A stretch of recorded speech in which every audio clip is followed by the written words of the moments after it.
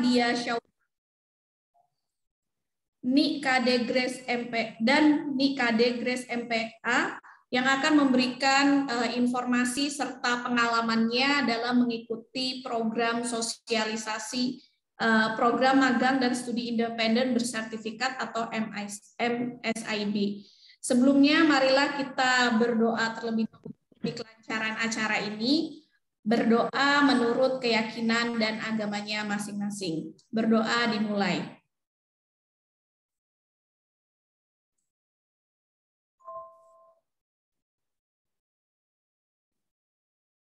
Oke, baik. Amin. Terima kasih.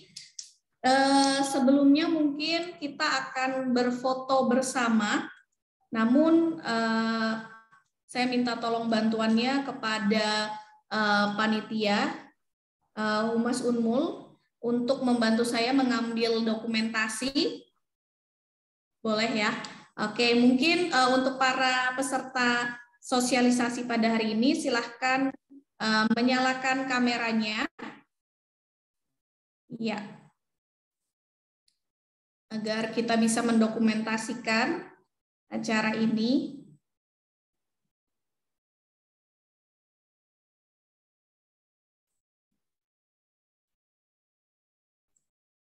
Ya, baik. Bagi yang belum menyalakan kameranya, silahkan menyalakan kameranya.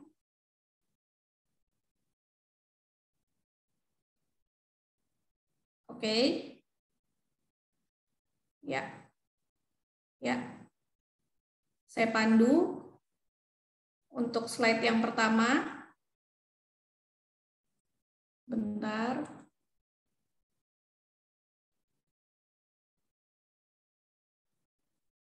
Satu, dua, tiga, senyum. Oke. Slide berikutnya. Satu, dua, tiga. Di slide kedua, sepertinya banyak yang malu-malu tidak menyalakan kameranya. Oke, terima kasih. Baiklah, kita langsung masuk saja ya ke acara intinya adik-adik ya. Jadi mungkin ada yang sudah mengetahui apa itu program magang dan studi independen bersertifikat. Nah, jadi program ini itu adalah sebuah dari programnya Kampus Merdeka dari Kementerian Pendidikan dan Kebudayaan dan Ristekdikti, di mana magang bersertifikat itu adalah bagian program Kampus Merdeka yang memungkinkan mahasiswa merasakan pengalaman kerja di industri dan dunia profesi nyata selama kurang lebih 1-2 semester. Nah, nantinya diharapkan mahasiswa ini bisa meningkatkan soft skill dan hard skill-nya sebagai bekal untuk masuk ke dunia kerja.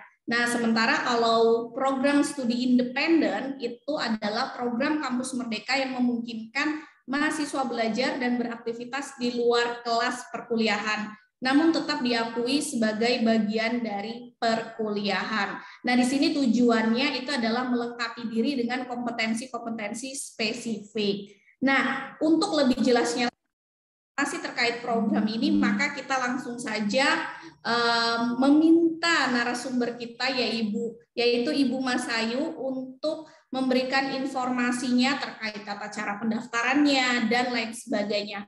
Nah, mohon adik-adik menyimak pemaparan dari Ibu Masayu karena nanti di akhir pemberian materi kita akan berdiskusi atau tanya jawab. Kepada Ibu Masayu, saya persilahkan untuk menyampaikan materinya. Silakan Ibu. Baik, terima kasih Ibu Novianti. Assalamualaikum warahmatullahi wabarakatuh. Selamat siang adik-adik mahasiswa. Hari ini saya senang kita bisa bertemu walaupun kita punya waktu mungkin sangat terbatas karena berbagai kegiatan yang akan kita laksanakan juga. Saya perkenalkan dulu bahwa saya sebagai koordinator MSIB untuk periode yang ketiga ini. Artinya Sebelumnya saya hanya memegang atau melakukan sebagai koordinator magang, tapi sejak semester lalu sampai saat ini saya ditugaskan untuk mengiringi kegiatan program magang dan studi independen yang ada di Universitas Mula Warman. Boleh, nanti kita sifatnya ini bincang santai karena tidak-tidaknya kalian sudah juga pernah mendengar mungkin ya, karena gaungnya kegiatan magang studi independen Kampus Merdeka ini sudah cukup lama gitu ya, sehingga kami sebagai pengelola berkenan untuk memberikan penyegaran, sifatnya penyegaran, dan hadir pada hari ini alumni MSIB, baik di bidang kegiatan program magang maupun studi independen, sehingga hari ini kita bisa melakukan sharing ya, Mas Altafa dan Mbak Grace. Boleh saya share dulu. Baik, sudah terlihat ya? Terlihat.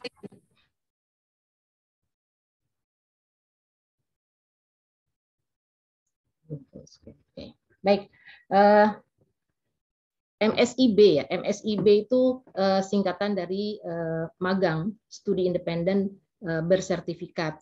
Kenapa disebut bersertifikat? Artinya di situ nantinya kita akan memperoleh kegiatan yang disebut sebagai sertifikat, sebagai pendukung, sebagai pernyataan dari suatu kegiatan di mana ini termasuk sebagai kegiatan Kampus Merdeka. Nah, saya agak ulas sedikit bahwa Kampus Merdeka itu sebetulnya di dalam program kegiatan kementerian itu ada 8 skema gitu ya. Jadi ada terkait proyek kemanusiaan, ada riset, ada kewirausahaan, ada kampus mengajar, ada pertukaran mahasiswa, kemudian di sini kita pada bidang magang dan studi independen. Nah, ini sebetulnya sudah lama ya digaungkan sejak tahun 2020. Artinya program ini adalah program untuk membantu mahasiswa melakukan kegiatan atau penambahan kompetensi di luar kampusnya, gitu ya. Nah, dasar hukum yang dipakai tentu dalam kegiatan ada panduan atau dasar yang menggerakkan, karena ini adalah instruksi atau sebagai kebijakan kementerian, maka itu merujuk kepada Peraturan Menteri Nomor 74 Tahun 2021 terkait dengan konversi. Karena kenapa? Di kita, karena kita bagian mahasiswa yang melakukan kegiatan program ini adalah mahasiswa yang masih aktif gitu ya, sehingga tentu ada hal-hal yang terkait dengan kurikulum yang sedang berjalan, sehingga ada pengakuan-pengakuan, ada penghargaan yang diberikan terhadap kegiatan-kegiatan yang dilaksanakan di luar kampus. Ini sebagai bentuk pengembangan pengembangan skill baik soft dan hardnya, di mana kita akan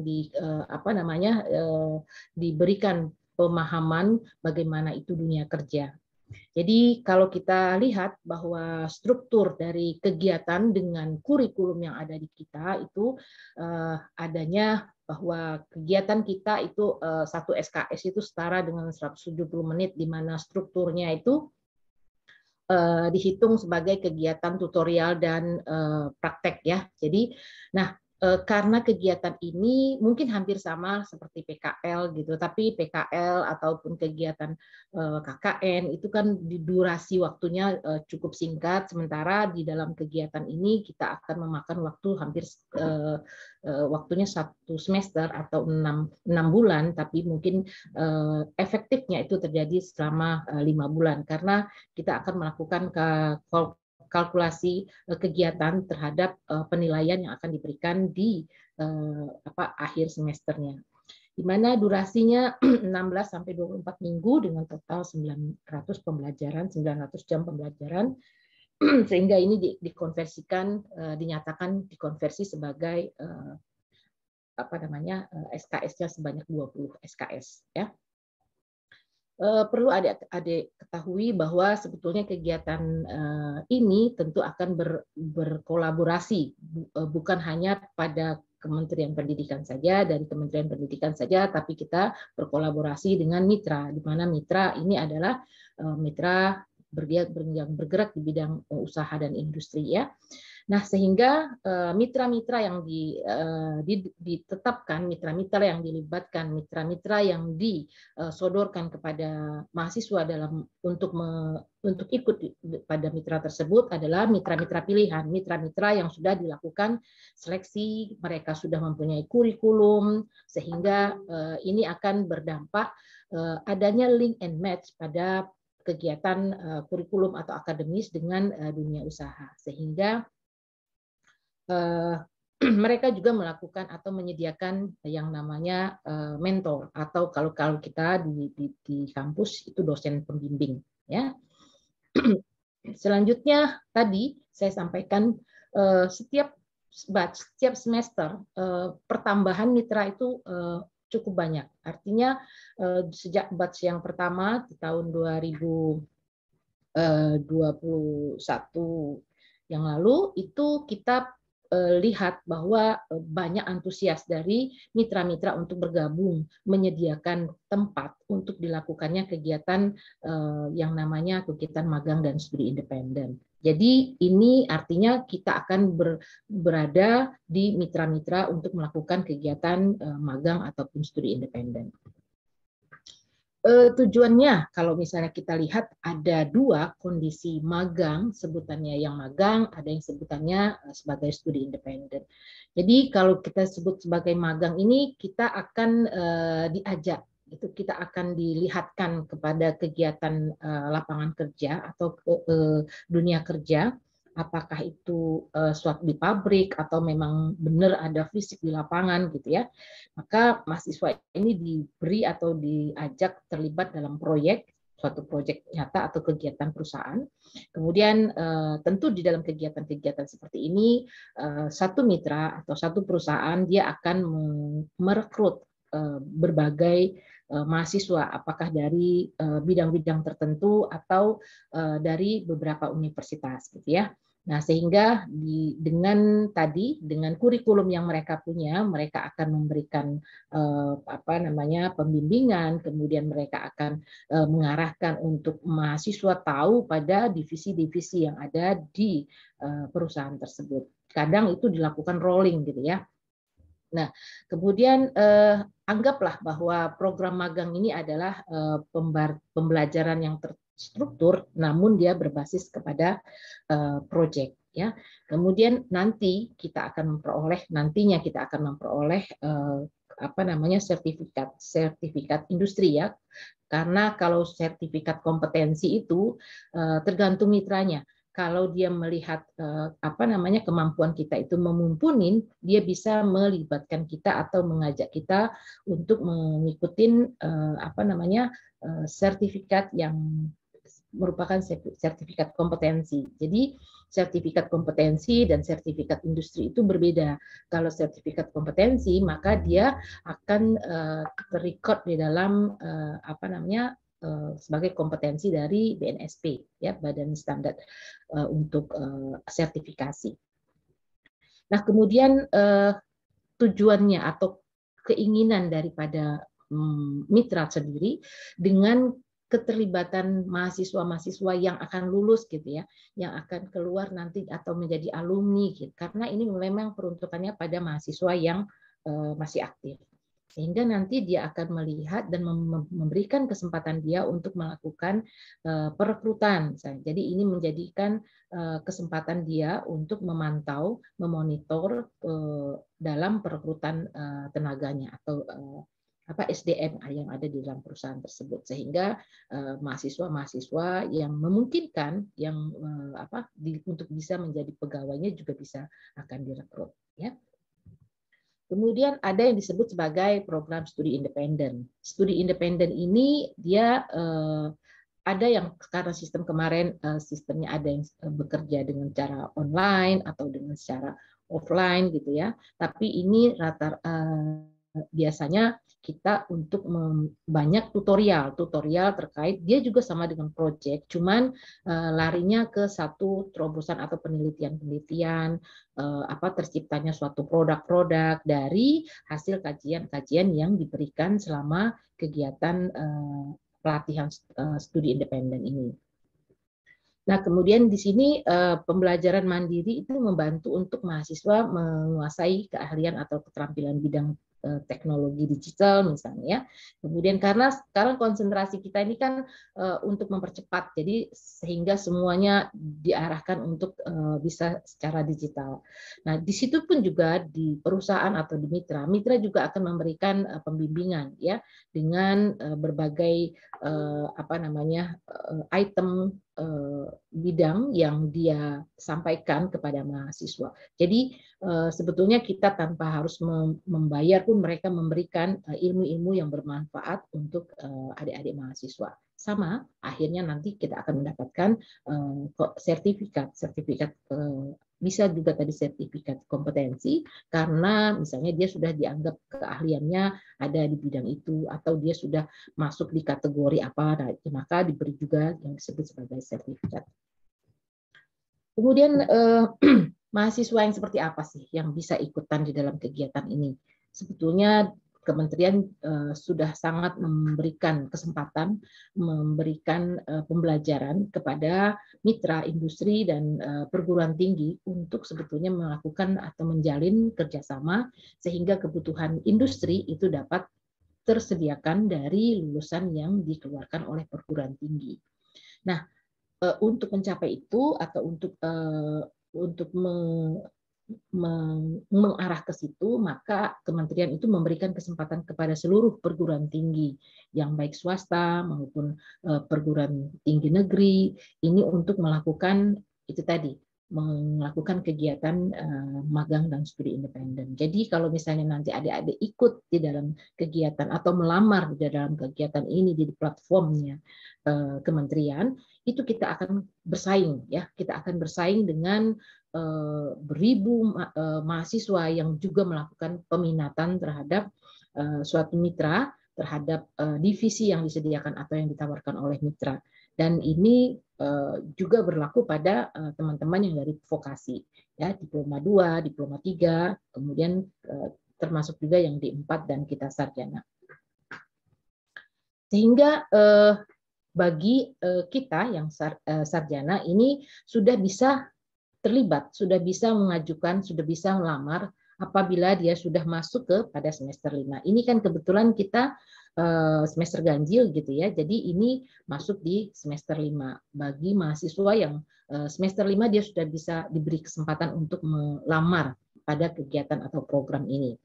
Nah, tentu mahasiswa ini sebelum melamar atau pada proses melamarnya dia juga harus mempertimbangkan juga gitu ya, mempertimbangkan kondisi studi, kemudian bahkan memang diwajibkan untuk sebelum melakukan melamar di dalam platform itu dia sudah membaca dulu. Artinya adik-adik harusnya sudah bisa membaca dulu apa-apa yang ditawarkan oleh mitra, apa bidang-bidang apa, kemudian hal apa ini terkait dengan apa yang adik tuju, apa yang kalian mau capai dari penambahan yang dari keilmuan. Apakah itu match dengan keilmuan kalian atau enggak sama sekali gitu ya.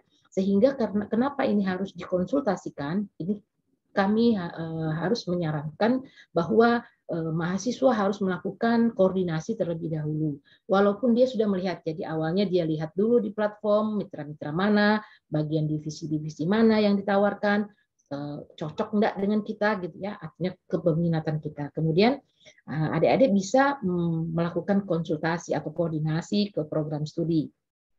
Karena kenapa? Karena pada saat ini pun kita sudah juga melakukan nanti beberapa waktu lagi kita melakukan menyusun kartu rencana program studi kita, sehingga jangan sampai pada saat kalian melakukan kegiatan ini kalian tidak melakukan program akademik, tetap kalian melakukan program akademik. Jadi bukan berarti ikut ini habis itu tidak melakukan program akademik. Nah, nanti kalau misalnya kegiatan yang kalian ikutin itu berkesesuaian dengan bidang, berkesesuaian dengan mata kuliah atau kurikulum yang sedang diambil pada semester berjalan, itu yang bisa dilakukan sebagai bidang-bidang yang terkonversi atau mata kuliahnya diakui untuk dimasukkan nilainya dari kegiatan tersebut ke mata kuliah yang sedang adik-adik ambil.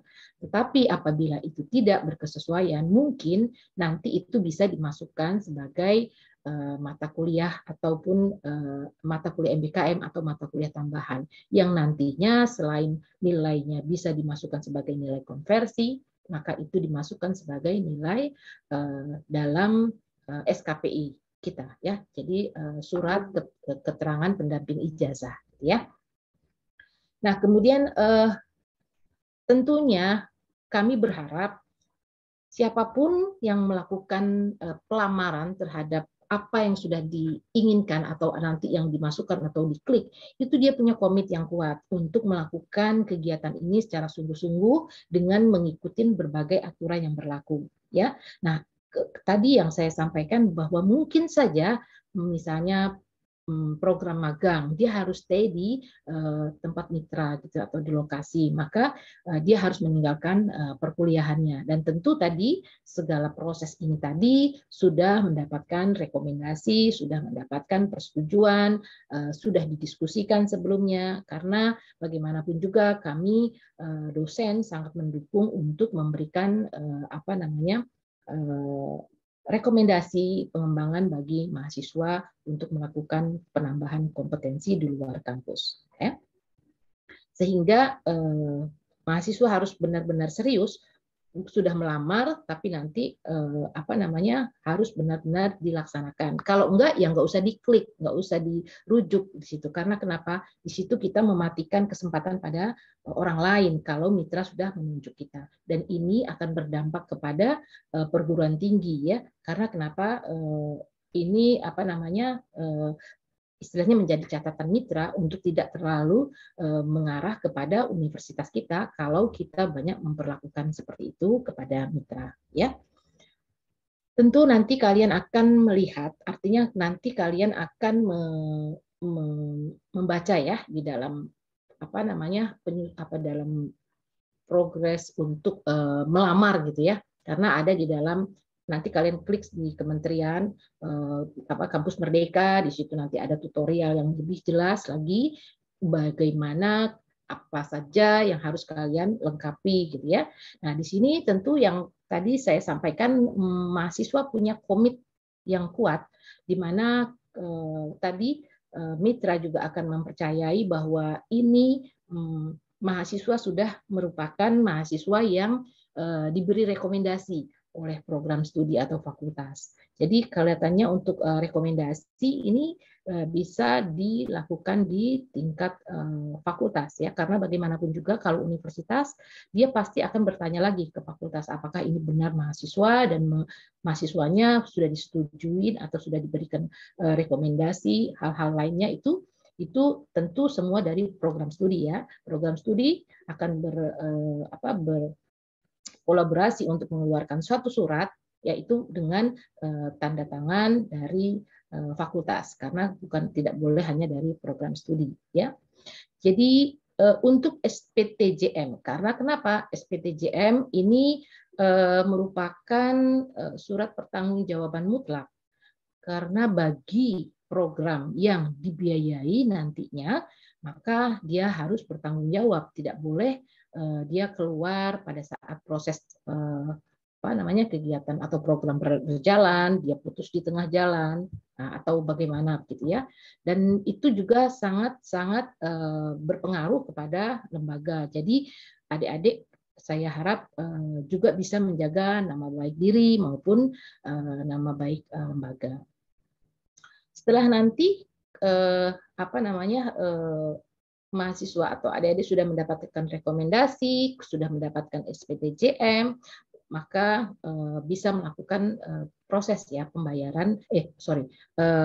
pelamaran. Karena kenapa? Diharapkan SPTJM, surat rekomendasi ini diupload pada saat kita melakukan kegiatan atau kita melamar di platform itu.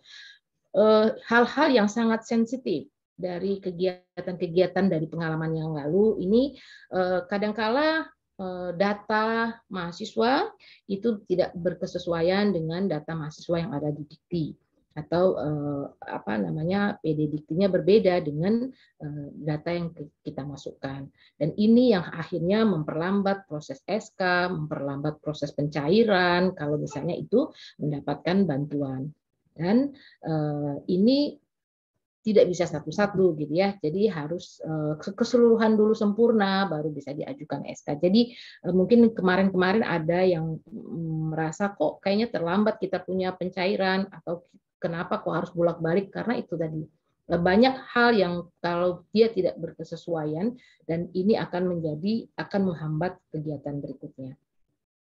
Nah, perlu saya sampaikan bahwa sebetulnya dengan nantinya kita melamar ke mitra, kemudian diproses, mitra melakukan seleksi administrasi, kemudian mereka mengeluarkan LOA atau persetujuan untuk menerima mahasiswa magang di tempatnya. Nah, setelah mahasiswa mendapatkan pernyataan LOA dari mitra, itulah nanti baru ada proses berikutnya adalah konsolidasi mitra dengan program studi, mempertanyakan kira-kira nanti, atau mitra juga menyampaikan ke program studi bahwa kami akan melaksanakan A, B, C, D, kegiatannya seperti itu. Nah, disitulah nanti kepemahaman dari dosen yang ada di program studi atau KPS-nya untuk mengkonversikan mata kuliah dengan kegiatan-kegiatan yang dilaksanakan pada program MSIB ini. Kemudian perguruan tinggi sendiri punya peran untuk melakukan itu tadi, link and match kurikulum. Jadi di situ tadi konsolidasi antara dosen dengan mitra. Oh, ternyata kebutuhan mitra itu terkait dengan kegiatan-kegiatan ini seperti itu, sehingga mungkin dan sekarang program studi sudah mulai melakukan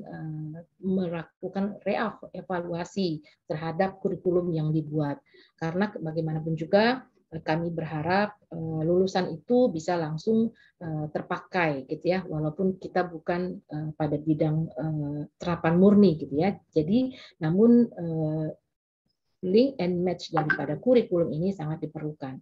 Kemudian mendorong, memfasilitasi, memberikan kesempatan kepada mahasiswa untuk berperan dalam program MSIB ini. Kami juga berharap adik-adik mahasiswa mampu selain belajar juga menerima, jangan cuma menerima, tapi mampu memberikan hal apa yang menjadi kemampuan dari mahasiswa. Kalau misalnya mahasiswanya mungkin di semester-semester agak tinggi gitu ya, artinya dia bisa membantu mitra untuk melakukan sesuatu yang diperlukan oleh mitra tersebut. Oke, kemudian tentu kami sebagai sebagai PIC, sebagai pengelola melakukan sosialisasi baik di mahasiswa maupun di program studi. Tentunya hal ini bukan bukan hal yang ringan, tapi kami cukup harus memberikan pemahaman, dan banyak sekali sosialisasi yang sudah diberikan dari kementerian juga untuk memberikan kemudahan pada adik-adik mahasiswa melakukan program MSIB khususnya. Kemudian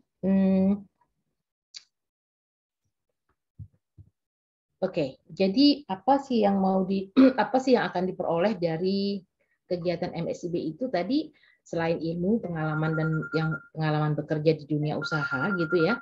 Kemudian pengakuan SKS tadi, kemudian adanya sertifikat industri, dan bantuan pembiayaan hidup bagi peserta. Nah, di sini peserta yang mendapatkan bantuan hidup itu untuk program sekarang ini adalah program magang saja. Sementara program studi independen itu tidak diberikan bantuan lagi. Yang namanya bantuan pembiayaan hidup ini berupa bantuan. Jadi bukan berarti full biaya hidup itu ditanggung oleh mitra atau diikutkan di dalam program ini, enggak. Jadi ada standarnya gitu ya. Kegiatannya dilakukan secara hibrid atau dilakukan secara offline ataupun dilakukan secara online gitu ya. Jadi ini tuh ada standar atau ada batasan yang ditetapkan. Kemudian mungkin ini menjadi pegangan bagi kalian, walaupun saya tidak berharap kalian hanya mendengar dari saat ini, tapi nanti kalian berusaha untuk mencari sosialisasi yang terkait dengan ini. Dan nanti saya akan memberikan besok jadwal ada sosialisasi lagi dari pusat ya untuk biar kita lebih ngeh gitu ya, lebih paham apa sih kegiatan MSIB ini, bagaimana proses-prosesnya, ataukah ada perubahan-perubahan atau ada hal-hal yang baru gitu ya. Oke, oh iya, mohon maaf tadi setelah kalau pada batch 2 kemarin, itu setelah kita diterima, kita ada yang namanya survei kebinekaan. Jadi mitra akan melakukan survei kebinekaan dan itu menjadi persyaratan untuk kegiatannya dimulai. Ya. Oke, kemudian ini adalah jadwal ya, jadwal kegiatan rencana. Karena ini saya lihat pada saat kemarin itu kan diberi sudah diberi waktu untuk melakukan registrasi. Jadi nanti ada mahasiswa melakukan registrasi terlebih dahulu, kemudian nanti melakukan lamaran ke mitra gitu ya. Dan ini kayaknya waktunya agak geser gitu ya. Karena kenapa kemarin pada saat kita dibuka ini kesempatan mahasiswa untuk melakukan pelamaran nanti itu mitra belum keseluruhannya karena mitra masih dalam proses seleksi juga gitu ya. Nah, di sini kegiatan registrasi pendaftaran dimulai sejak tanggal 31 sampai 10 Juli. Jadi silakan kalian melakukan registrasi karena kenapa ini terkait dengan nama-nama yang ada di kesesuaian nama yang ada di PDDikti. Jadi program ini memang khusus untuk pada mahasiswa yang masih aktif. Sehingga rechecknya itu ada di PDDikti karena pembiayaan dari pusat juga ya. Kemudian adanya pendaftar mahasiswa ke program MSIB ini sejak tanggal 20 sampai 10 Juli. Ya mudah-mudahan ada tambahan waktu supaya kita juga bisa lebih bersiap. Karena kalian harus melakukan proses-proses tadi ya, melakukan konsolidasi atau melakukan koordinasi dengan program studi, memilih, kemudian mempersiapkan KRS-nya gitu ya. Kemudian nanti setelah pengumuman baru dilakukan pelengkapan administrasi mungkin ya. Jadi di situ biasanya ada bank ya, rekening. Nanti Mas Altafa dan Mbak Kris juga akan sharing pengalaman pada saat pelaksanaan. Walaupun batch 1 dan batch 2 kemarin itu semua masih dalam proses penyesuaian. Jadi memang masih banyak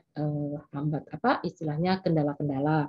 Dan yang sangat diseriusin ini adalah kita mahasiswa untuk memberikan data yang baik, data yang benar gitu ya, supaya tidak berulang kesalahannya.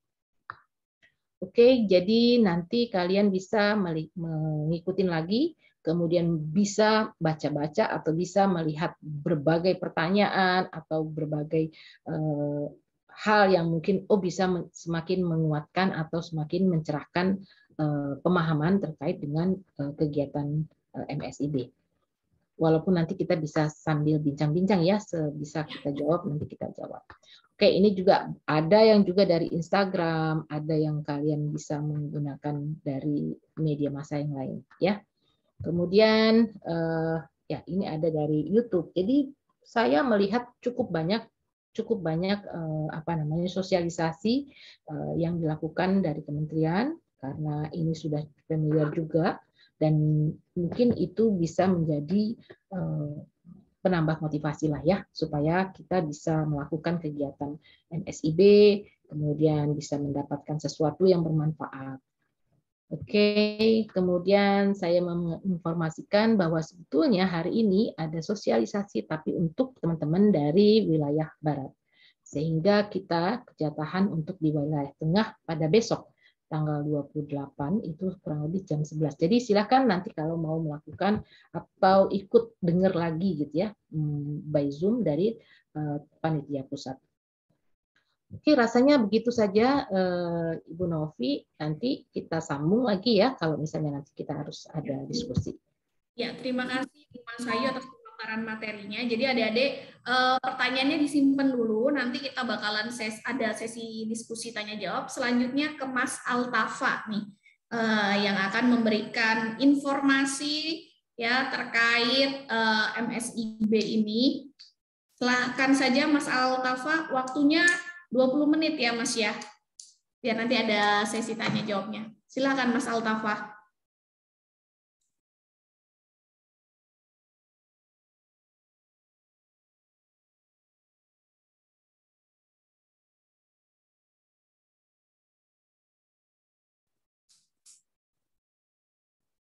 Ya. Oh, di-unmute. Mohon co-host bisa dibantu.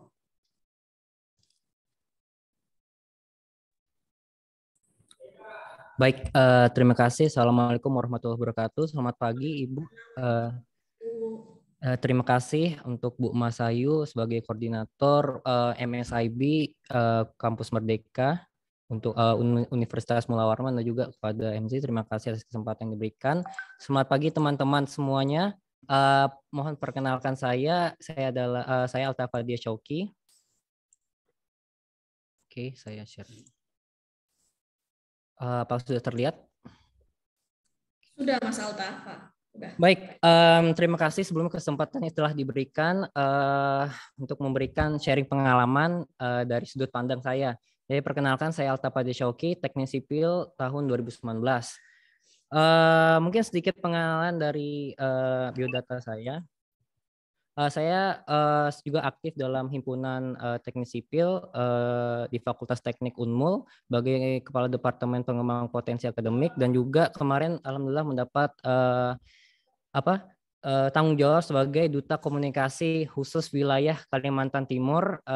Jadi saya juga ikut kampus mengajar Angkatan 2. Jadi saya membantu koordinasi panitia pusat untuk wilayah Kalimantan Timur, dan juga saya sekarang aktif sebagai alumni Kampus Merdeka Bergerak, agar kepada kaum generasi muda ini bisa lebih aktif dalam mengikuti program Kampus Merdeka. Jadi kalian juga bisa connect dalam LinkedIn saya, tinggal search nama saya, nanti akan muncul sendiri. Oke, mungkin sedikit My Kampus Merdeka Journey saya. Jadi kemarin saya ikut Kampus Merdeka itu tahun lalu, kampus mengajar, lebih tepatnya Angkatan 2. Saya mendapat penempatan di SMP 27 Negeri Samarinda. Saya di sana mengajar kurang lebih 6 bulan ya, dan juga alhamdulillah bisa konversi sebagai KKN. Jadi itulah salah satu kelebihan dari program Kampus Merdeka ini sendiri. Mungkin saya langsung lanjut. Dan juga saya mengikuti studi independen baru saja, studi independen Information Worker Track yang berasal dari mitra Mari Belajar dan juga bekerja sama dengan Microsoft Indonesia. Dan sini saya mungkin akan sedikit memantik dengan sebuah pertanyaan, kenapa harus studi independen? Nah, studi independen sendiri ini adalah sebuah kesempatan yang dapat dimanfaatkan oleh para mahasiswa untuk bisa belajar lebih daripada hanya yang diajarkan di program studi universitasnya masing-masing. Jadi jika saya mengikuti kemarin sempat mengikuti webinar dari Pak Nadiem. Pak Nadiem sendiri bercerita bahwasanya kalau di perguruan tinggi luar, berdasarkan pengalaman Bapaknya, yaitu mereka mendapatkan sebuah kesempatan bisa belajar hal-hal yang di luar dari program studi mereka, dan mereka mendapat pengakuan dari pembelajaran tersebut. Jadi mereka nggak, misalnya saya teknik sipil, jadi saya tidak harus hanya belajar tentang struktur, tentang tanah, tapi juga bisa belajar tentang hal lain di luar dari pembelajaran yang sudah sudah dibakukan. Oleh karena itu dari pengalaman yang didapatkan oleh Pak Nadiem ini, dibawalah kebijakan Kampus Merdeka, salah satunya itu program studi independen. Jadi diberikanlah mahasiswa diberikan ruang yang leluasa untuk belajar hal-hal yang baru dan bisa diakui sebagai salah satu sistem kredit semester mereka. Oke, mungkin saya akan jelaskan sedikit tentang studi independen saya. Jadi saya mengikuti studi independen yang berasal dari Mari Belajar dan juga Microsoft Indonesia. Saya ada 3, Intelligent Cloud, Modern Educator, dan juga Information Worker. Saya memilih Information Worker dikarenakan cukup beririsan dengan apa yang saya pelajari. Jadi studi independen ini akan menyiapkan para mahasiswanya untuk bisa menggunakan teknologi Microsoft. Teknologi Microsoft ini bukan cuma Windows, Office, tapi banyak ya.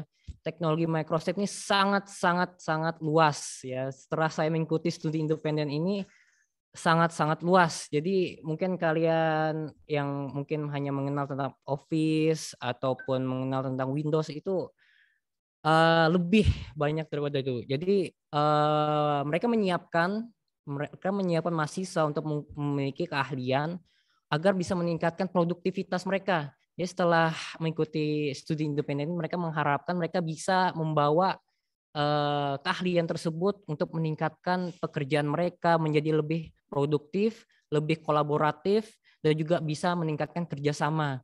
Karena saat ini di masa yang sangat cepat bertukar informasi, yang paling penting itu kolaboratif dan kerjasama ya. Jadi kalau kita bekerja secara sendiri-sendiri itu akan sangat sulit untuk bisa bertahan di masa yang akan sekarang ini. Oke, mungkin saya langsung. Jadi apa saja yang dipelajari dari studi independen ini?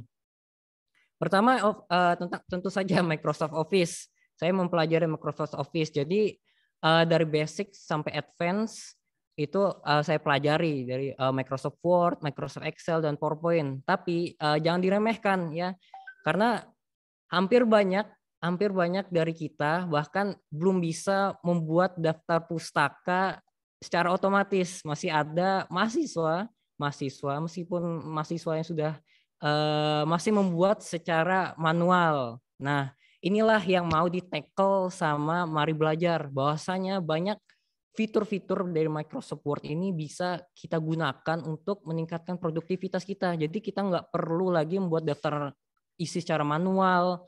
Bahkan hal-hal simpel seperti perbedaan nomor halaman, kan kalau sudah bab 1 kan nomor halamannya nomor Arab.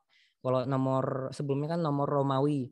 Itu hal-hal simpel itu mungkin banyak disepelekan, tapi prinsip-prinsip dasarnya itu diajarkan di sini. Jadi fundamentalnya, fondasi dasar diajarkan bagaimana membuat daftar pustaka secara otomatis, bagaimana menggunakan Mendeley, bagaimana mengatur heading, mengatur style, dan itu semua diajarkan di sini. Dan juga ada Excel juga sama. Mungkin cari cara fundamentalnya ya, fondasi dasar supaya nanti bisa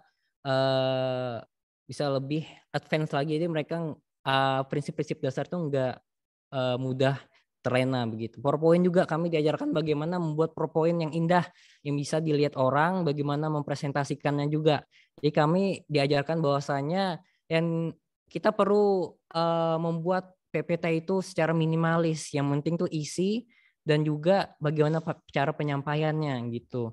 Diajarkan juga. Jadi setiap course itu ada namanya capstone project. Jadi setiap misalnya saya menyelesaikan Word, misalnya Excel project, ada capstone projectnya. Capstone project itu biasanya dipresentasikan dalam kelompok. Misalkan Word nanti disuruh buat ini, Excel buat ini. Nah itu akan ada setiap course-nya. Nah mungkin selanjutnya lagi ada Microsoft Power Platform. Mungkin secara singkat aja. Ada Power Automate, Power Virtual Agent, Power Apps, dan Power BI. Nanti mungkin saya langsung kasih lihat dokumentasinya bagaimana saya pembuatan Automate, Power Virtual Agent, dan Power Apps, dan Power BI.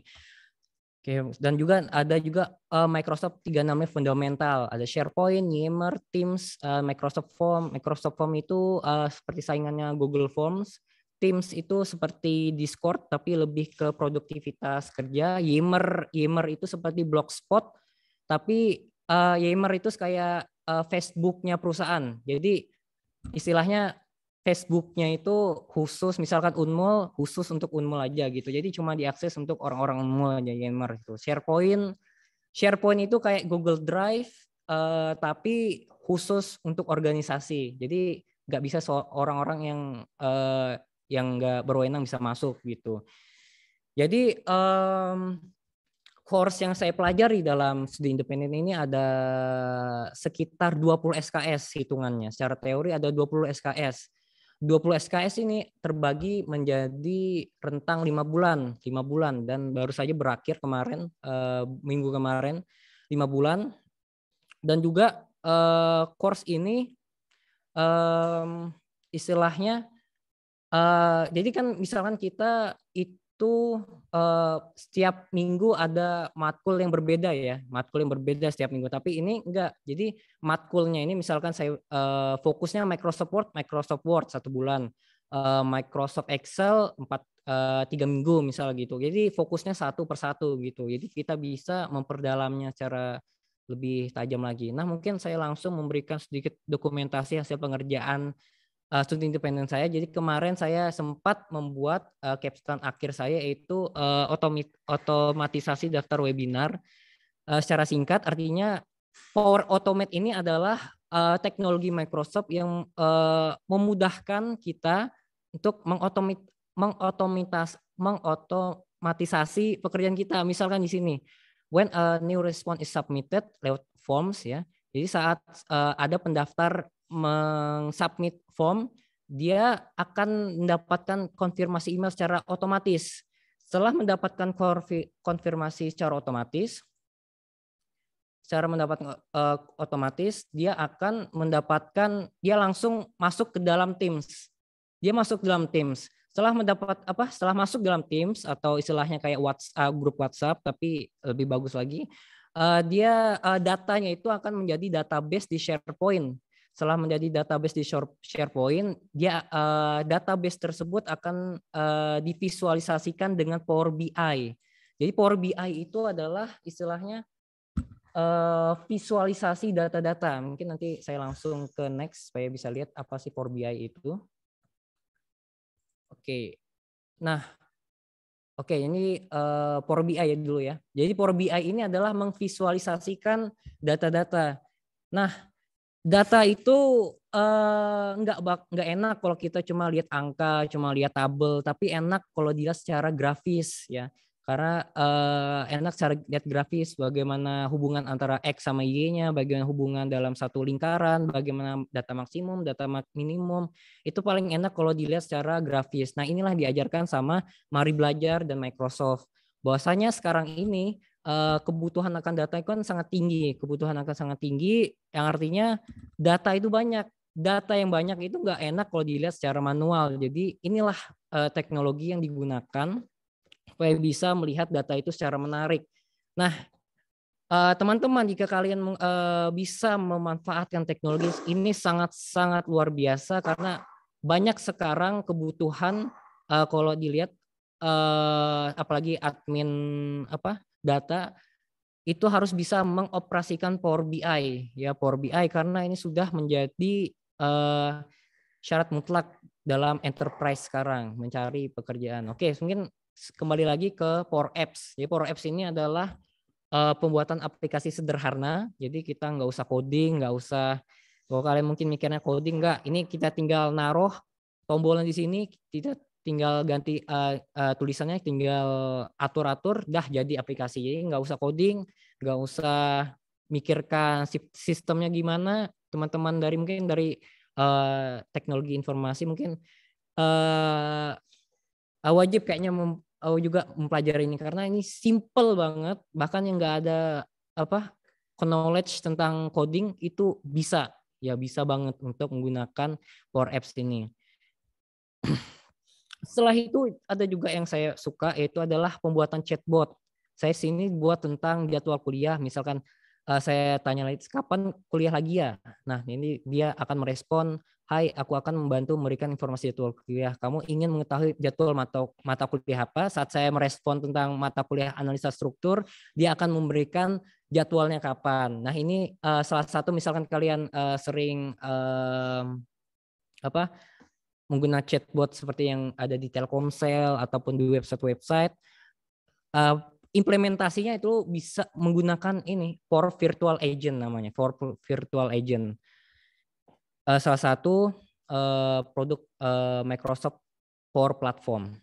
Dan juga sebenarnya ada lagi Microsoft 365 Dynamics. Mas Altafa, mohon maaf 5 menit lagi ya Mas ya. Oke, siap. 36 CRM, tapi saya nggak bahas karena terlalu panjang kalau dibahas. Jadi mohon maaf saya skip. Nah, apa yang didapat? Saya mungkin selain mendapatkan ilmu dan lain-lain, mungkin mohon maaf Bu ya, Bu Mas Ayu juga.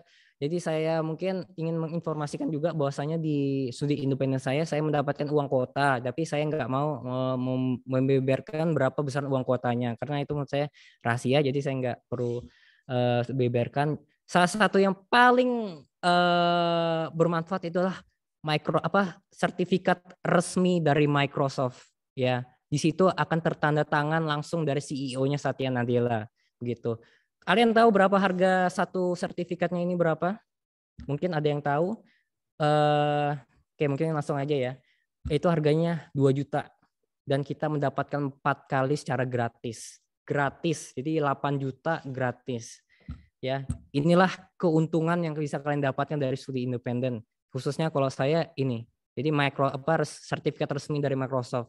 Karena ini bermanfaat banget, kalian bisa untuk kalau nanti melamar kerja. Oke, penutup. Is it worth it? Yes, it is worth it, but with some notes gitu. Jadi perhatikan studi independen yang kalian pilih karena saya punya teman ya, jadi dia pendidikan geografi, dia 180 derajat benar-benar berbeda ngambilnya. Jadi dia pendidikan geografi tapi ngambil studi independen pemrograman ya. Dari Gojek dan juga Bukalapak. Itu benar-benar radikal banget. Jadi dia langsung dari pendidikan geografi langsung ke coding, itu benar-benar nggak sejalan gitu loh. Itu boleh, cuman nggak direkomendasikan dengan pihak MSIB karena itu benar-benar bisa tergantung orangnya ya. Kalau orangnya bisa mampu silahkan. Setelah itu konsultasi dengan akademik fakultas ataupun program studinya karena mereka yang akan memberikan tanda tangan nanti. Perhatikan beban studi selain studi independen. Jadi perlu kalian tahu juga kalau kalian masih ambil kuliah, usahakan itu nggak bakal mengganggu kalian juga karena nanti kalau mengganggu saya punya teman juga banyak yang ghosting, jadi studi independennya di ghosting. Setelah itu manajemen waktu yang baik ya, dan juga kalau ada studi independen online ini pastikan waktunya itu paling bagus tuh antara malam atau enggak sore. Kemarin saya begitu. Setelah itu adalah komitmen. Jadi komitmen seperti yang disampaikan Bu Masyu tadi, harus komitmen dari awal karena ada SPTJM sampai akhir. Karena itulah yang akan menjadi pertanggungjawabannya. Mungkin sekian dari saya Bu. Mohon maaf jika terlalu panjang. Oke, terima kasih Mas Altafa, menarik sekali ya. Tapi kita lanjut lagi dulu ke pemateri selanjutnya yaitu Mbak Nikade Grace MPA. Sudah siap Mbak? Masih di unmute? Ya, siap. Oke. Ya, mohon maaf ya sebelumnya saya pakai 2 akun. Jadi apakah suara saya kedengaran? Suaranya sudah terdengar Mbak. Ya. Baik, terima kasih. Saya izin share screen ya terlebih dahulu.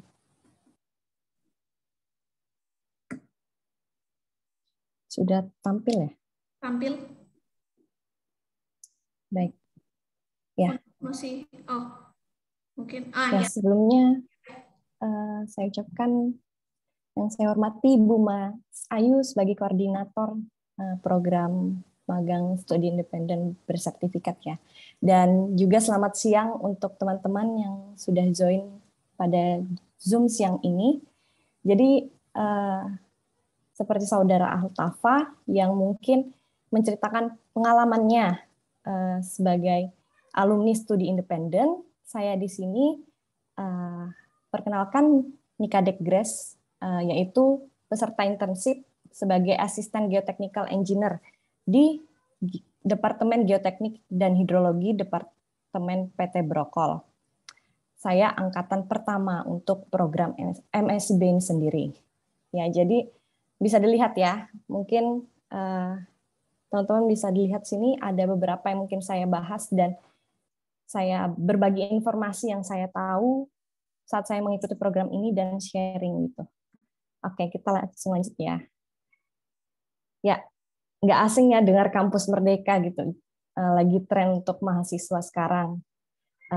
Program yang sangat bermanfaat untuk kita semua seperti itu. Jadi ini merupakan salah satu bagian dari program Kampus Merdeka oleh Kemendikbudristek, yaitu untuk kita mahasiswa mendapatkan pengalaman serta kesempatan dalam mengetahui dunia profesi dan menciptakan tenaga kerja yang profesional. Nah, bukan hanya hard skill yang kita dapatkan waktu kita terjun dalam dunia kerja, tapi kita juga dibimbing dan diarahkan, dilatih dalam soft skill kita. Seperti itu. Lanjut ya. Ini yang menarik ya, mungkin teman-teman mendengar adanya konversi SKS, yaitu dalam Kepmen nomor 74 tahun 2021 itu membahas konversi SKS pada program Kampus Merdeka. Nah, kalau dilihat magang sendiri ini merupakan proyek nyata atau real gitu yang diberikan kepada mahasiswa dan kita lakukan secara langsung. Jadi kita punya pengalaman yang nyata untuk terjun dalam dunia profesional. Itu kalau dihitung durasinya sama dengan 16 sampai 14 sampai 24 minggu ya. Berbeda-beda tiap mitra ataupun tiap peserta internship seperti itu. Tergantung bagaimana dia menyelesaikan proyek yang telah diberikan seperti itu. Nah, satu SKS ini setara dengan 170 menit. Biasanya kalau di kuliah kita setara dengan 50 menit untuk tatap muka, di sini setara 170 menit, yaitu ada struktur 100 menit dan 70 menitnya itu aktivitas mandiri per minggu. Dan kita juga didampingi oleh mentor. Jadi kalau program magang ini satu mahasiswa itu didampingi oleh satu mentor. Dan satu mentor biasanya maksimal memegang 10 mahasiswa seperti itu. Untuk di perusahaan yang saya ikut magang kemarin itu hanya satu mentor, satu mahasiswa. Jadi lebih detail lagi ya, dan bimbingannya lebih jelas lagi karena per mahasiswa mendapatkan satu mentor seperti itu. Nah, ini berbagai keuntungan nih kalau kita mengikuti program magang. Dari saya sendiri mungkin kalau ini intensif mungkin bonus ya untuk kita ya, karena sebenarnya pengalaman yang diberikan untuk kita langsung terjun ya di dunia profesional sebelum nantinya kita memang akan terjun langsung dalam dunia kerja gitu, itu jauh lebih bermanfaat ya. Jadi ini uang saku bulanan untuk membantu biaya hidup, jadi bukan sepenuhnya bantuan, dan untuk setiap mitra berbeda-beda seperti itu. Dan seperti Altafa tadi juga ada beberapa yang dirahasiakan, dan untuk uang saku ini juga dirahasiakan. Jadi mohon maaf belum bisa memberitahu berapa nominalnya seperti itu, karena tiap mitra berbeda-beda. Dan adanya mentoring. Nah, mentoring ini dilakukan bahkan hampir setiap hari. Kalau saya sendiri, karena kerjanya WFO, jadi langsung di office atau di site, jadi saya terjun di lapangan di site-nya karena perusahaannya perusahaan tambang kan. Jadi bagian saya adalah geoteknik engineer di perusahaan tambang tersebut. Nah, saya didampingi oleh mentor yang sudah berprofesional gitu. Dan mentor ini udah memiliki pengalaman biasanya 10 sampai 15 tahun atau lebih. Jadi jangan takut gitu, karena mungkin kita bisa menyerap ilmu sebanyak-banyaknya dari mentor kita gitu. Jadi usahakan ketika teman-teman mengikuti program magang, belajarlah untuk mau memiliki semangat yang tinggi untuk belajar gitu, dan rajin-rajin untuk bimbingan kepada mentor kita, karena mentor kita sangat ramah-ramah gitu, nggak ada yang pelit untuk berbagi seperti itu. Dan di sini juga kita dapat relasi jaringan, jadi baik itu dari perusahaan tersebut maupun dari mahasiswa-mahasiswa dari berbagai universitas. Kayak seperti Bu Mas Ayu bilang tadi, bahwa program ini dari berbagai universitas di Indonesia ya, tidak hanya 1-2, tapi ada ribuan mahasiswa yang mendaftar melalui program ini seperti itu. Dan di sini juga saya mendapatkan training. Jadi di sini ada training seperti safety, basic safety, yaitu saya dilatih karena perusahaan tambang ini memiliki resiko yang sangat tinggi seperti itu kan dalam faktor K3, jadi saya harus mengikuti beberapa tes untuk saya lulus gitu. Kalau tidak lulus, tidak boleh melanjutkan program magang ini ke lapangan atau maupun masuk ke dalam office gitu, karena ada SID yang akan didapat dari hasil tes tersebut untuk kita bisa nantinya masuk ke dalam site atau office seperti itu. Dan ada soft skill seperti kemampuan kita dalam berkomunikasi dengan nantinya mitra atau departemen terkait, dan teknis yang nantinya kita dapat secara langsung saat kita menjalankan program magang, baik dari mentor maupun dari mitra kerja kita ataupun owner project kita sendiri seperti itu. Dan yang terakhir ya, yang penting seperti Altava Studi Independen ada sertifikat, begitupun juga dengan magang kampus Merdeka, mendapatkan sertifikat dari perusahaan yang ditantangani langsung, kalau misalnya perusahaan tambang oleh KTT-nya langsung seperti itu. Dan di sini pendanaan mungkin secara singkat saja ya. Jadi yang saya tahu dari informasi bahwa bekerja sama dengan LPDP yaitu membantu dalam bantuan hidup tadi, terus jangan khawatir bagi teman-teman yang mungkin nanti akan magang di luar kota, bukan di tempat asalnya seperti itu. Nanti akan ada biaya transport. Biaya transport itu biasanya akses untuk kita balik maupun berangkat, misalnya dari sini ke Jawa atau dari sini ke Jakarta seperti itu, dibiayain secara penuh. Dan ketiga ini honor mentor. Keempat ada biaya pengembangan program, jadi membantu untuk scale up program yang ada, terus jumlah peserta juga yang ikut dalam program Kampus Merdeka ini, baik itu dalam mitranya sendiri maupun di luarnya, seperti itu. Dan terakhir biaya pendidikan. Nah ini yang kemarin didapatkan oleh kami yang sebagai internship di PT Brokol. Ada mes, ada area kerja, transportasi ke site, jadi kalau tambang perlu transportasi ya. Kalau saya kemarin perjalanannya harus dari subuh seperti itu. Dari jam 5 subuh saya sudah menuju ke tempat untuk menyeberang gitu, harus menyeberangi sungai kan, sekitar 20 menit, lalu perjalanan menuju ke site itu sekitar setengah jam seperti itu melalui biasanya LV atau kendaraan yang ada di site. Itu ditanggung oleh perusahaan seperti itu. Jadi di sini kita dilatih juga di disiplinnya seperti itu. Kalau terlambat ya kita tidak bisa ikut untuk transportasi ke site seperti itu. Dan terakhir ada konsumsi ya yang disediakan dari perusahaan untuk kita. Jatahnya 2 kali per hari gitu. Dan ketiga nih alasan kenapa sih kita perlu ikut magang ini seperti yang dijelaskan Bu Mas Ayu tadi gitu. Saya mau menjelaskan pengalaman saya melalui pemaparan ini seperti itu. Jadi selama proyek yang diberikan, kita tidak hanya dilepas begitu saja, tapi kita didampingi bahkan dari departemen maupun project owner dan mentor sendiri itu yang akan secara penuh membimbing kita. Jadi jangan takut gitu. Jangan takut mungkin proyeknya kita kebingungan. Bahkan mungkin teman-teman tidak hanya teknik yang bisa masuk di tambang, tapi banyak, bahkan ada hukum, kemarin ada informatika seperti itu. Banyak hal yang proyek yang akan diberikan gitu untuk kita selesaikan.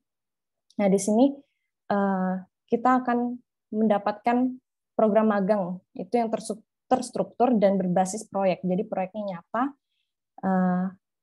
kita akan memiliki pengalaman lah untuk dalam kita bekerja sama tim. Jadi di sini kita project based learning-nya kita bekerja dalam kelompok ya. Jadi kita harus berinteraksi dalam tim perusahaan, antara itu mitra perusahaan maupun dari departemen kita sendiri seperti itu. Nah, yang terakhir ini kita akan dikasih sertifikat yang tadi. Itu adalah yang menarik ya, ada sertifikatnya yang mungkin tidak bisa didapat oleh teman-teman yang tidak mengikuti program magang ini gitu. Dan sertifikat ini bisa nanti dicantumkan ke dalam CV kita ketika kita ingin melamar. Dan ini terakhir, ketika kinerja kita dinilai bagus, ketika kinerja kita dilihat oleh perusahaan dan itu cocok dengan nilai perusahaan, bahkan perilaku kita baik, kita akan dipandang gitu. Ada beberapa di antara kami yang ditawarkan untuk menerima golden ticket. Jadi golden ticket itu kita diterima sebagai karyawan atau pekerja tetap di perusahaan tersebut. Ya, dengan syarat setelah kita lulus, kita akan bisa langsung masuk ke dalam perusahaan tersebut karena itu tadi kita sudah dinilai kinerja yang baik dengan mentor kita maupun perusahaan kita memandang kita seperti itu. Jadi inilah tujuan akhir dari program ini, yaitu employment tadi. Jadi kita dapat golden ticket untuk nantinya kita terjun ke lapangan, kita setelah lulus bisa langsung masuk ke dalam perusahaan tersebut. Gitu. Dan ini ya, selama program magang PT Brokol, apa sih yang ditawarkan seperti itu? Dan harus kita lakukan. Ada tadi proyek nyata, kalau saya proyek nyata di lapangan, yaitu improvement ya. Jadi improvement dari masalah yang ada di lapangan, saya selesaikan dengan diagram analisis dan dengan analisis yang tepat seperti itu. Nanti setelahnya akan saya bahas gitu. Dan pengalaman yang penuh tantangan, terus mentor-mentor yang sudah dedicated gitu. Jadi mentor-mentornya udah profesional di bidangnya. Kemudian kita juga mendapat pelatihan, kita mendapat mentoring, kita mendapatkan sharing session. Jadi kita tidak hanya mendapat bimbingan dari mentor, tapi ketika di lapangan kita dilatih juga untuk memimpin seperti itu, baik memimpin mitra kerja yang ada di lapangan maupun nantinya yang akan bekerja sama dalam proyek kita seperti itu. Dan ini yang kita harus punya ya kalau kita mau menjalankan program magang di perusahaan seperti itu. Ini yang dilihat, bisa teman-teman lihat sendiri ya. Oke, saya lanjut ya. Ya, ini berbagai kegiatan saya selama program magang. Yang pertama ada onboarding. Onboarding ini bekal kita menuju pelaksanaan program magang sendiri. Jadi kita tidak langsung dilepas menjalankan proyek A seperti itu, tapi kita akan dikasih bekal, dikasih bimbingan, bahkan dari Kemendikbud, lalu dari mitra perusahaan kita sendiri seperti itu. Di sini kita juga ada kunjungan jika nantinya teman-teman ditempatkan di site atau di lapangan, ada kunjungan ke lapangan, ke site seperti itu, dan ke semua departemen. Jadi kita bisa saling mengenal gitu. Jadi di sinilah uniknya program magang. Kita mahasiswa dari berbagai universitas ya. Jadi kebetulan kemarin teman-teman saya kebanyakan dari ITB ya. Jadi hampir separuhnya ITB seperti itu. Dan itu yang apa ya? Kita saling berbagi lah. Jadi saling berbagi, saling sharing seperti itu, berbagi pengalaman. Bahkan sampai sekarang kita pun masih membangun relasi tersebut. Jadi kita memperluas jaringan kita. Mungkin dari mahasiswa lain juga, seperti UPN, UNPAD, seperti itu. Banyak yang akan mengikuti program magang ini. Dan tadi training, ini yang saya ikutin adalah safety training, itu adalah basic safety, yang tadi K3 dalam perusahaan yang harus saya ikutin seperti itu. Ini dalam waktu hampir 3 minggu seperti itu.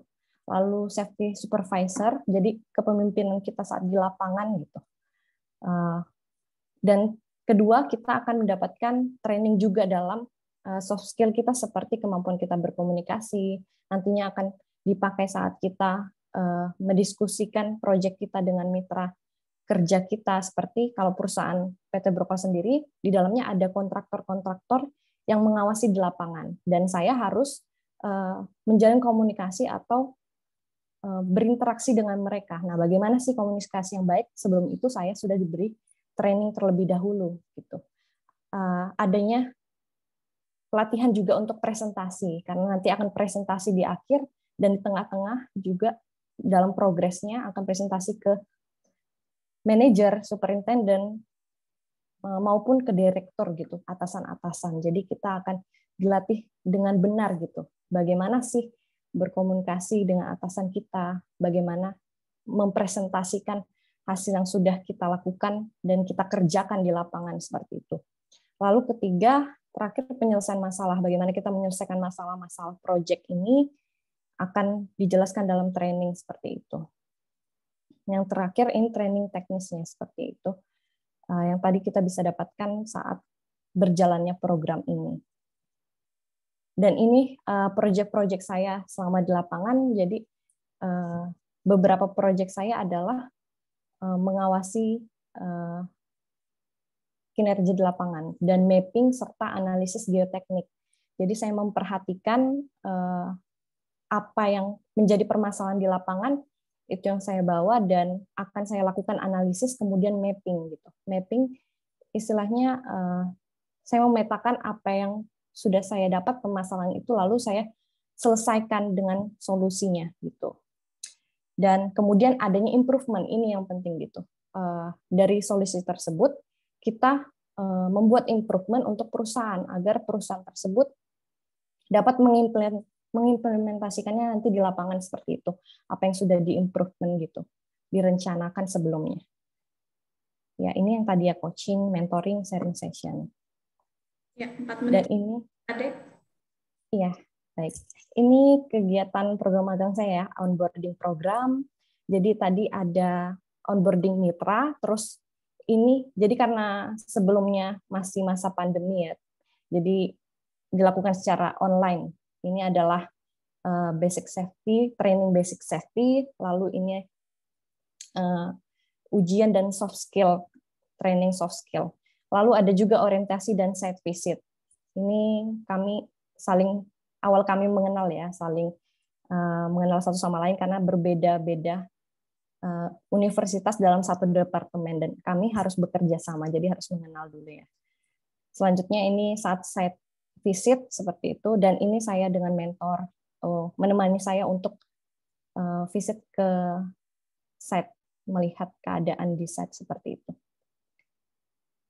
Dan yang saya lakukan, nah ini proyek nyata yang saya lakukan, tentunya didampingi oleh departemen ataupun mentor saya sendiri seperti itu. Ada kegiatan monitoring lapangan, lalu fit inspection, jadi inspeksi lapangan itu dilakukan biasanya 2 kali sebulan, atau saat kontraktor ini menemukan ada yang bermasalah atau ada yang perlu dibereskan di lapangan seperti itu. Nantinya manajer departemen terkait akan ikut terjun langsung ke lapangan. Dan kita harus membangun komunikasi bersama manajer tersebut. Karena kebetulan manajer ini project owner saya gitu. Jadi saya berdiskusi dengan beliau seperti itu. Dan ini mohon maaf. Ini selanjutnya teks di lapangan ya. Jadi saya mengikuti tes SPT gitu, uji penyelidikan tanah, mungkin bagi teman-teman yang belum tahu seperti itu. Lalu ini kemampuan hard skill yang saya dapatkan dari perusahaan, walaupun software ini tidak saya pelajari di bangku perkuliahan, tapi perusahaan mendukung dan bagaimana kita sendiri mau belajar secara mandiri ya. Jadi menggunakan aplikasi Rock Science Lab gitu. Lalu nanti akan diterjunkan ke menggunakan Plexis untuk analisis solusi dari permasalahan saya ini seperti itu.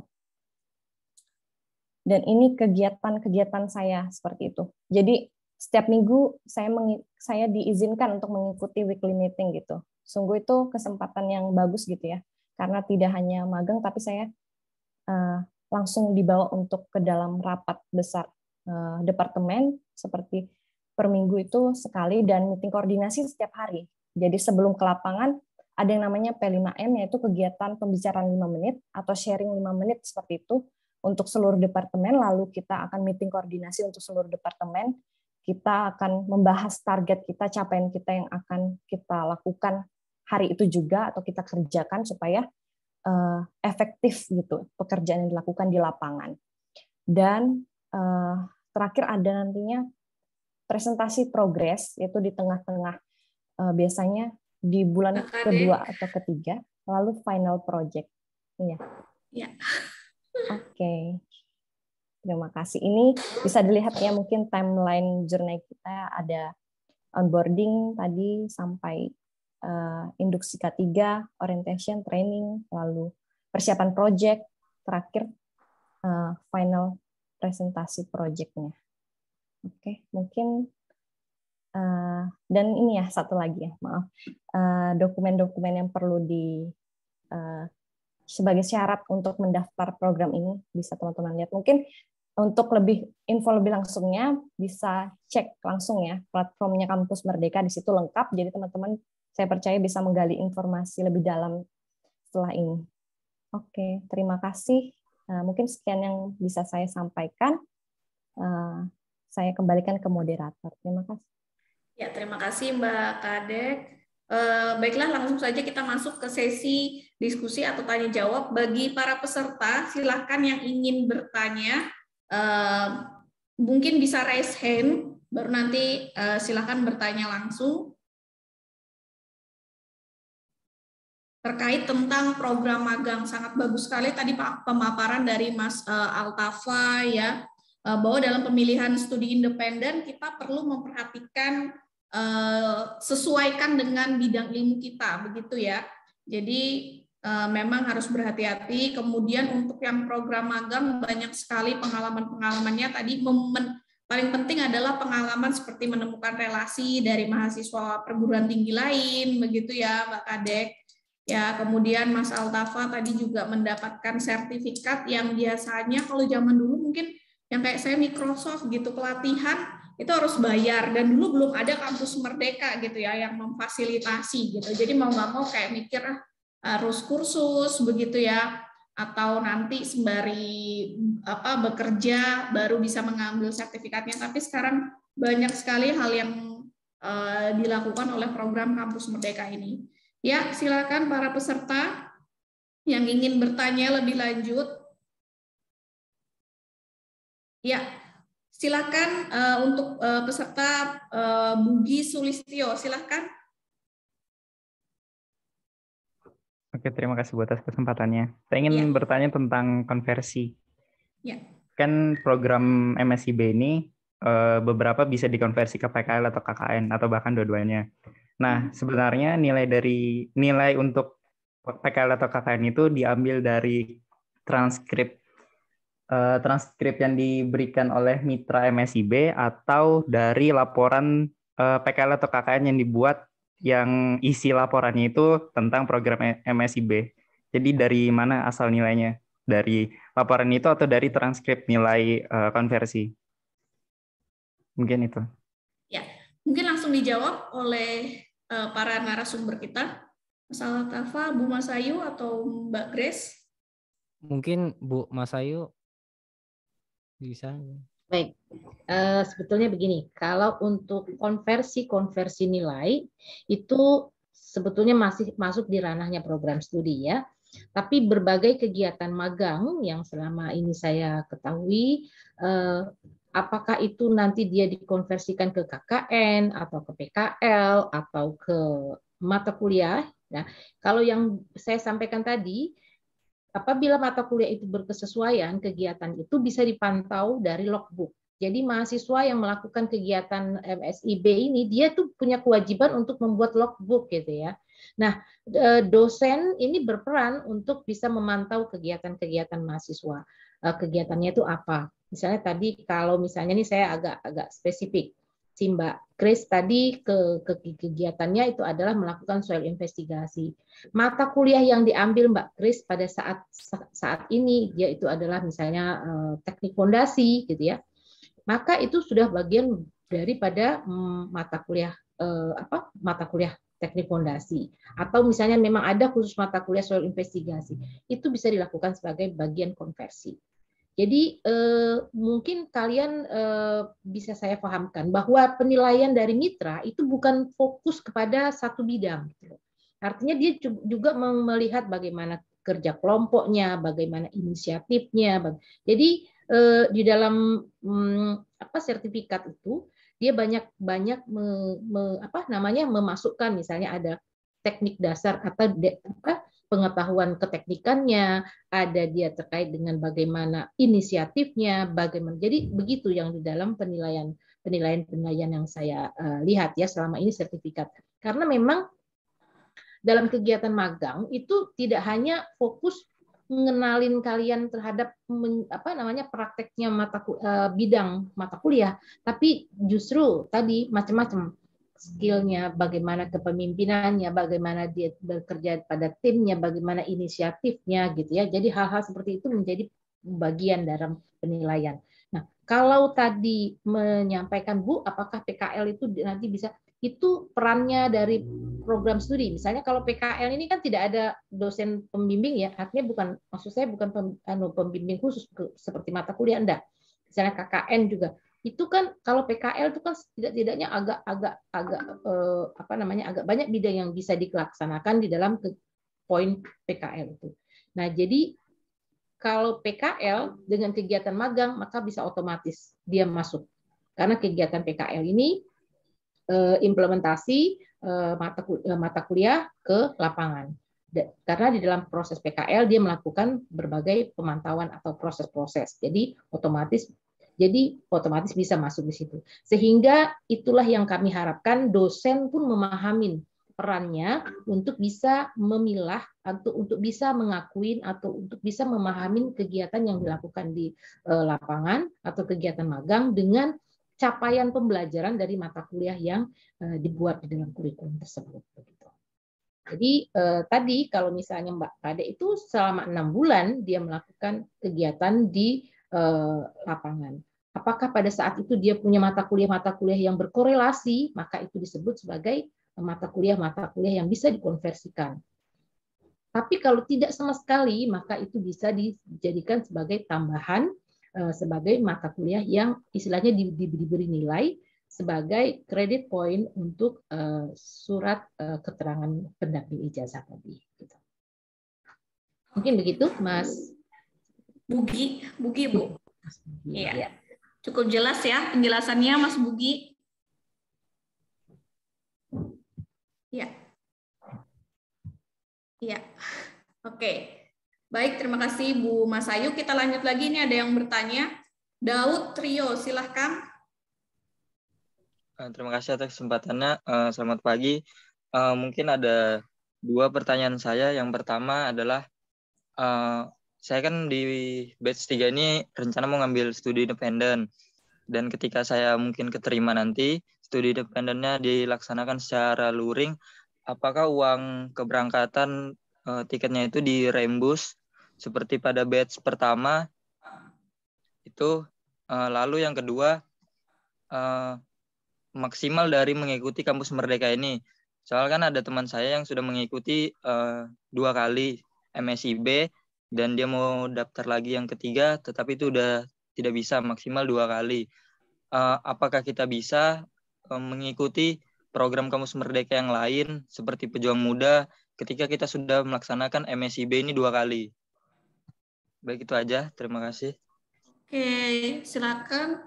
Untuk uang keberangkatan nih, dirembus apa enggak? Mungkin dari siapa? Bu Mas Ayu?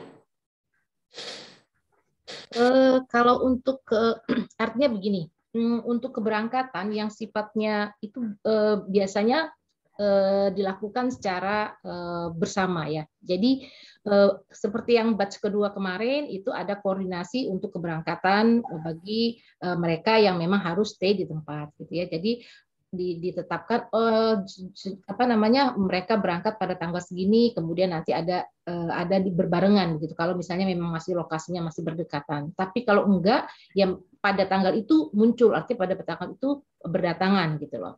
Karena kan bisa ada yang dari Sulawesi, ada yang dari Balikpapan gitu ya. Tapi semua dilakukan koordinasi. Jadi istilahnya koordinasi keberangkatan. Nah, ada beberapa yang mungkin harus berangkat duluan gitu ya. Karena mungkin harus dihadirkan duluan, diminta oleh mitra. Biasanya memungkinkan untuk bisa dirembus. Cuman ini tadi kita tidak bisa juga mematok ya. Artinya mematok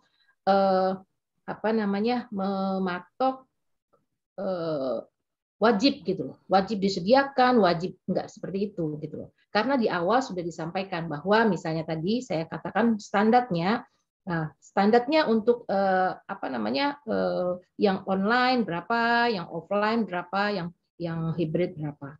Jadi dan masing-masing perusahaan itu juga berbeda-beda. Makanya tadi agak di-keep tuh oleh Mas Altafa atau Mbak Kris. Ya, kalau misalnya memang mereka perusahaan-perusahaan yang besar itu mereka menanggung semua. Mereka menanggung akomodasi, mereka menanggung transportasi, mereka memberi tambahan bulanan yang harusnya standarnya cuma 2 juta, mereka kasih sampai 3 juta. Dan itu fleksibel saja dan diboleh-bolehkan saja. Cuman dari kementerian dalam program ini memberikan standar itu gitu. Nah, yang tadi saya sampaikan ada yang memang juga menanggung gitu ya, mitra. Karena yang mitra ini istilahnya berjanji gitu ya, berjanji berkontrak kerja itu dengan kementerian gitu. Jadi ada yang mereka memberi, ada yang enggak gitu. Jadi kita juga tidak bisa, kami juga tidak bisa masuk begitu. Artinya tidak bisa masuk terlalu jauh kalau misalnya ini harusnya dibiayai, ini nggak bisa begitu. Karena memang dari awal sudah ditekankan gitu ya bahwa program ini dibiayainya sebegini dan artinya tidak ada konteks pembiayaan full gitu ya, full keseluruhan namanya juga bantuan. Kalau bantuan ya sesuai dengan kemampuan dari mitra gitu. Kemudian yang kedua tadi apa ya Bu? Maksimum ini Bu, mengikuti program Kampus Merdeka boleh nggak setelah ngikutin MSIB 2 kali dia mau ikut program Kampus Merdeka yang lain? Oke. Ini kelihatannya enakan punya kegiatan di luar gitu ya. Enggak, biasanya dibatasin 40 sampai 40 SKS gitu ya. Jadi ada 2 semester yang diperbolehkan dia melakukan kegiatan itu gitu. Jadi Mas atau boleh silakan baca terkait dengan program Kampus Merdeka itu seperti apa, itu kita hanya diberikan kesempatan itu 2 kali. Jadi nggak boleh juga, karena kenapa? Ini akan satu menutup kesempatan pada yang lain, kemudian kita juga ya artinya artinya kalau dari sisi akademis maka capaian pembelajaran yang diutamakan sebagai bagian yang ya istilahnya ya kami mau Anda lulusan dari informatika, Anda sedikit banyak mampu menguasai bidang ini atau disebut sebagai capaian pembelajaran, dan itu yang saya sampaikan tadi harus dilakukan sinkron. Jadi ya kalau ikut program terus nggak lulus ya? Iya, nggak lulus nanti gitu ya, nggak fokus dengan bidang yang dia atau yang diambilnya. Ya, terima kasih Ibu. Oke, mungkin begitu tadi dari penjelasannya untuk Daud ya. Ya, baik, kita langsung lanjut lagi. Ada pertanyaan, wah langsung muncul 3 peserta yang bertanya. Pertama ke Mas Gali dulu. Silakan Mas Gali. Ya baik, terima kasih Bu. Jadi yang saya tanyakan mungkin ke tadi teman-teman yang lolos program, baik itu independen ataupun yang magang, dalam proses penyeleksiannya itu kan itu dilakukan oleh mitra gitu. Nah, apakah ketika misal saya dari jurusan informatika, terus saya mendaftar nanti ke mitra yang bisa dibilang agak berseberangan sama jurusan yang saya pilih di kampus gitu. Nah, apakah peluang saya untuk masuk itu sama dengan teman-teman yang sejurusan yang lain atau agak berbeda gitu peluangnya? Dan mungkin bisa dibagi tips-tipsnya Kak untuk bisa lolos dalam program ini. Mungkin seperti itu. Terima kasih. Iya, terima kasih Mas Gali. Silakan Mas Altafa. Tadi kayaknya ada ya yang milih studinya. Ya, silakan. Ya boleh jawab ya. Mungkin sama namanya aja Merdeka ya. Jadi namanya Merdeka, jadi merdeka gitu loh. Kalian mau farmasi ataupun pendidikan geografi. Bahkan teman saya sendiri pendidikan geografi, dia mengambil studi independen yang dikeluarkan oleh Gojek dan Bukalapak, dan itu pembelajarannya itu nggak mudah. Jadi kalian harus membuat artificial intelligence, machine learning, dan itu benar-benar advance banget sampai harus memakai Linux ataupun Python. Dan itu berseberangan ya 100%, 180 derajat berseberangan dengan apa yang dia pelajarinya. Dia pelajar tentang geografi, dan itu benar-benar beda. Jadi ya namanya aja Merdeka, ya silahkan pilih, tapi harus bertanggung jawab, komitmen, dan harus bisa manajemen waktu gitu. Dan tipsnya itu mungkin pertama jangan salah pilih, ya, karena komitmennya itu jangan salah pilih. Setelah itu siapkan CV kalian, karena juga di sini kalian harus bisa mempersonal brandingkan diri kalian lewat CV. Nanti bakal dilihat CV-nya, soalnya nanti di platform kampus mereka diminta CV-nya, ya CV-nya sih paling CV-nya. CV-nya kalian bisa cantumkan kalian pernah berpengalaman di mana, pernah pernah melakukan apa, itu bisa menjadi nilai plus nanti untuk pendaftaran studi independen maupun magang gitu. Terus tips lainnya itu kalau bisa ada teman sih, kalau memang bisa ada teman. Kalau saya kemarin ikut ada teman juga, jadi istilahnya bisa saling bekerja sama gitu. Misalkan ada tugas itu bisa bekerja sama untuk mengerjakannya, jadi nggak sakit sendirian gitu. Kalau studi independen ya. Kalau mau sendiri silahkan. Kalau kalian adalah pejuang sendiri bisa. Dan juga mungkin Bu, saya bisa mungkin itu aja sih Bu, itu aja dulu daripada kepanjangan lagi kita. Iya. Jadi Ya, tadi makasih, ada Bu. milih ininya ya untuk studi independennya begitu ya, Mas Altafa ya. Ya, kalau milih ya silahkan milih yang kalian minati. Misalkan kalian anak farmasi tapi punya minat di coding, Ya. silahkan ambil, nggak masalah. Namanya juga merdeka kan, juga gitu. Komitmen. Oke, makasih Mas Altafa. Begitu ya, Gali. Cukup. Iya, terima kasih Bu. Ya. Terima kasih. Ya, lanjut lagi ke Rizky Saputra, silahkan. Baik, terima kasih atas kesempatan. Kali ini saya mungkin mau nanya ke Kak Grace, lebih spesifiknya, kalau di PT Braucol sendiri itu, apakah khusus yang pertambangan ke site gitu, atau ada yang di back office gitu, semisal kayak di finance atau di manajemennya? Terima kasih. Terima kasih. Silahkan Mbak Grace. Ya, jadi saya izin menjawab ya. Tidak hanya di site. Untuk di sini akan dibagi gitu sesuai dengan departemen atau bidang kita. Jadi semisal kita ditempatkan sebagai posisinya harus di lapangan, di site, seperti saya kan engineer, jadi mau tidak mau harus di site. Dan itu memang sudah ada masuk persyaratan di awal gitu bersama dengan mitranya. Dan untuk di office, beberapa di office seperti informatika, kayak misalnya kalau di studi independen ada pembuatan dashboard seperti itu ya. Di magang juga ada dashboard untuk perusahaan yang kemudian akan didemokan untuk para pekerja gitu, untuk mitra perusahaan yang bekerja sama. Jadi tidak hanya di site, bahkan hampir setengahnya ya dari peserta magang yang keterima di Braucol ini ditempatkan di office gitu. Bahkan yang jurusan bidangnya tambang sendiri itu ada bagian di office karena mereka bagian planner seperti itu kan, kayak merencanakan istilahnya dalam tambang batu bara mereka bagian main planner seperti itu. Jadi kerjanya tidak perlu ke site, mungkin beberapa kali kunjungan ke site, tapi sehari-harinya mereka diletakkan di office seperti itu. Dan tergantung juga departemennya ya. Jadi karena seperti departemen saya, geoteknik dan hidrologi, sebagian besar mahasiswanya ditempatkan di site. Berbeda dengan departemen misalnya data analis seperti itu ditempatkan di office. Itu sih dari saya. Apakah sudah menjawab pertanyaannya? Terima kasih Mbak Kadek. Rizky sudah cukup jelas ya? Ya, jelas dulu. Terima kasih. Ya, terima kasih. Berikutnya ada Galda. Silahkan Galda. Baik, terima kasih atas kesempatannya Ibu dan Mbak. Jadi yang mau saya tanyakan ada dua hal. Yang pertama, apakah kita masih bisa mengikuti program MSIB Batch 3 jika masih aktif mengikuti Batch 2 yang akan selesai pada akhir Juli? Lalu yang kedua, mengenai transkrip nilai, di syarat tertulis bahwa minimal semester 4. Sedangkan untuk kami ini yang masih semester 4 menuju semester 5 itu KHS atau transkrip nilai untuk semester 4 itu belum keluar. Apakah hal itu berpengaruh dalam pendaftaran? Seperti itu. Terima kasih. Terima kasih. Sepertinya yang bisa menjawab ini Ibu Mas Ayu. Silahkan Bu Mas Ayu.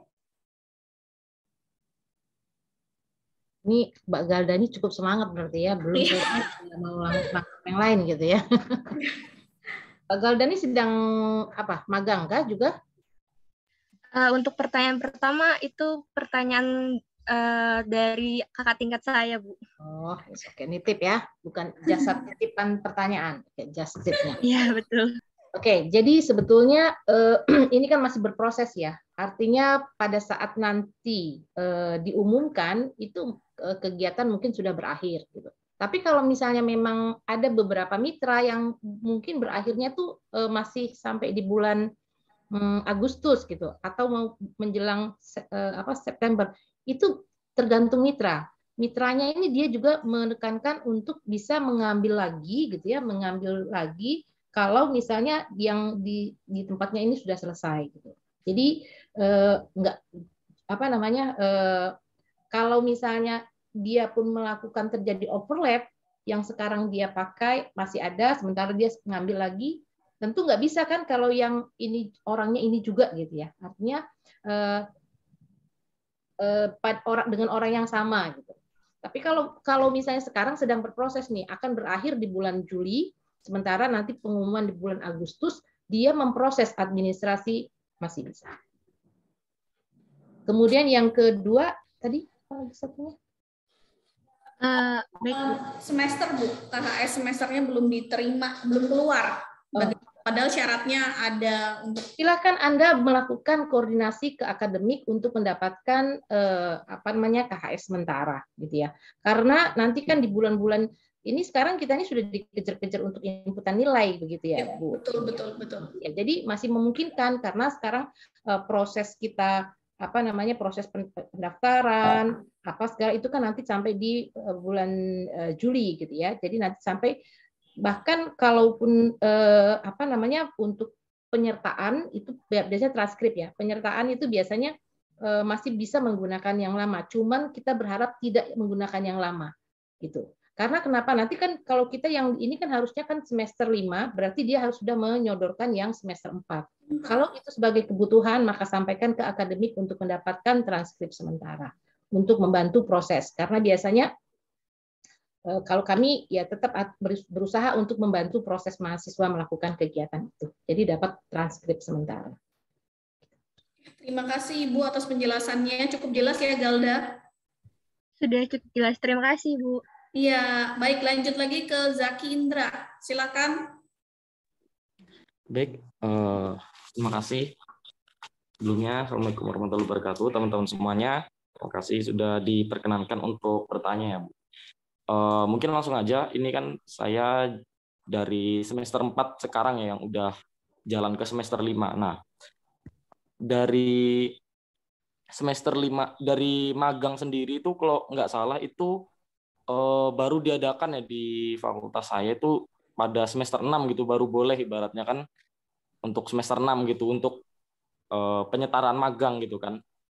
Nah, kalau misalnya saya ikut magang bersertifikat gitu kan pada semester 5 atau semester ini gitu misalkan, yang dari semester 5 ikut magang bersertifikat, apakah itu bisa dianggap penyetaraan walaupun minimal, kalau nggak salah ada minimal SKS-nya ya kalau nggak salah. Nah itu apakah bisa dianggap sebagai penyetaraan magang gitu kan, ataukah harus ikut lagi gitu pada semester 6-nya gitu. Udah sih, terima kasih. Mohon maaf, Mas Zaki maksudnya seperti apa? Misalnya mau ikut yang semester 5? Iya, kalau nggak salah kan untuk magang sendiri tuh baru ada minimal SKS-nya juga sih Bu. Kalau nggak salah ya. Nah itu sedangkan kan di sini kan kami dari semester 5 ini kan itu mau ikut magang bersertifikat gitu kan untuk penyetaraan magang. di untuk penyetaraan kampus. magang di program studi, begitu? Untuk Iya, benar. kerja lapangan, begitu? Iya. Jadi program magangnya ini apakah bisa diserahkan untuk PKL-nya gitu ya, yang di semester, karena pasti nanti baru daftar semester ini pasti pelaksanaan di semester 6, begitu ya? Iya, benar. Oke, silakan Bu Mas Ayu seperti itu, Bu. Jadi mereka ingin ikut program magang ini untuk mengganti PKL yang di prodi, tapi karena kalau mereka ikut program magang ini kan berarti di semester 6 baru berjalan ya, kalaupun mereka diterima begitu kan, karena ada seleksi. Nah, apakah bisa nanti yang program magang ini menggantikan program PKL yang sebelumnya sudah mereka ambil di semester 5, begitu Bu? Oke, baik. Kalau menurut saya bisa, tapi tergantung bagaimana kebijakan program studi.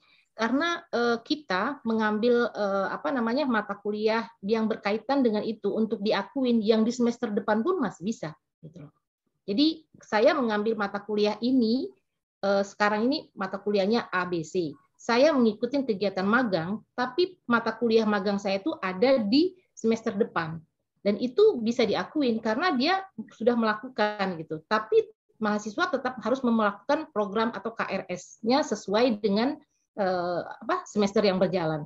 Jadi tadi saya tekankan bahwa jangan kalian mengabaikan untuk melakukan pembuat pengajuan KRS. Artinya KRS-nya juga harus berjalan gitu loh. Karena kenapa? Di dalam kurikulum akademik dia tidak akan membaca sistem informasi akademik kita, dia tidak akan membaca kalau itu tidak kita programkan. Jadi makanya tetap kalian melakukan program itu tadi yang saya bilang konsultasikan, kalian bisa melaksanakan sekarang, nanti itu diakuin untuk di semester depannya memungkinkan. Tapi tadi saya bilang dikonsultasikan supaya program studi itu memahami bahwa sudah bisa diakuin untuk di mata kuliah berikutnya, di semester berikutnya. Gitu. Tapi kalau ya, ini kalau yang saya mohon maaf ini Mas tadi dari program Mas Agindra dari program studi apa Mas? Dari sistem informasi Bu. Sistem informasi Bu. Oh iya, ya kalau begitu istilahnya KPS atau dosen yang terkait itu bisa dipahamkan bahwa misalnya besok pada saat Mas Indra melakukan KRS-an untuk mata kuliah di semester besok itu sudah terambil pada kegiatan magang saat ini. Jadi itu bisa diakui gitu loh. Ya, itu bisa di Mas Zaki Indra begitu ingin mendaftar nanti dikonsultasikan juga dengan dosen pembimbing. Ya, tentu. Jangan ini pengalaman karena yang di bat 1 yang di bat 1 itu kan yang di bat 1 yang rasanya kecolongan banget gitu ya. Kita semua dosen pada nggak ngerti, ini mahasiswa ikut magang, ini dari program studi apa, ngambilnya tadi katanya Mas bebas, iya bebas banget. Cuman jadi tuntutan gitu ya, tuntutan untuk melakukan konversi kepada capaian kurikulumnya. Dan itu agak menjadi resisten di program studi. Bukan apa-apa, karena memang kami atau kita juga kadang dituntut untuk bagaimana capaian pembelajarannya.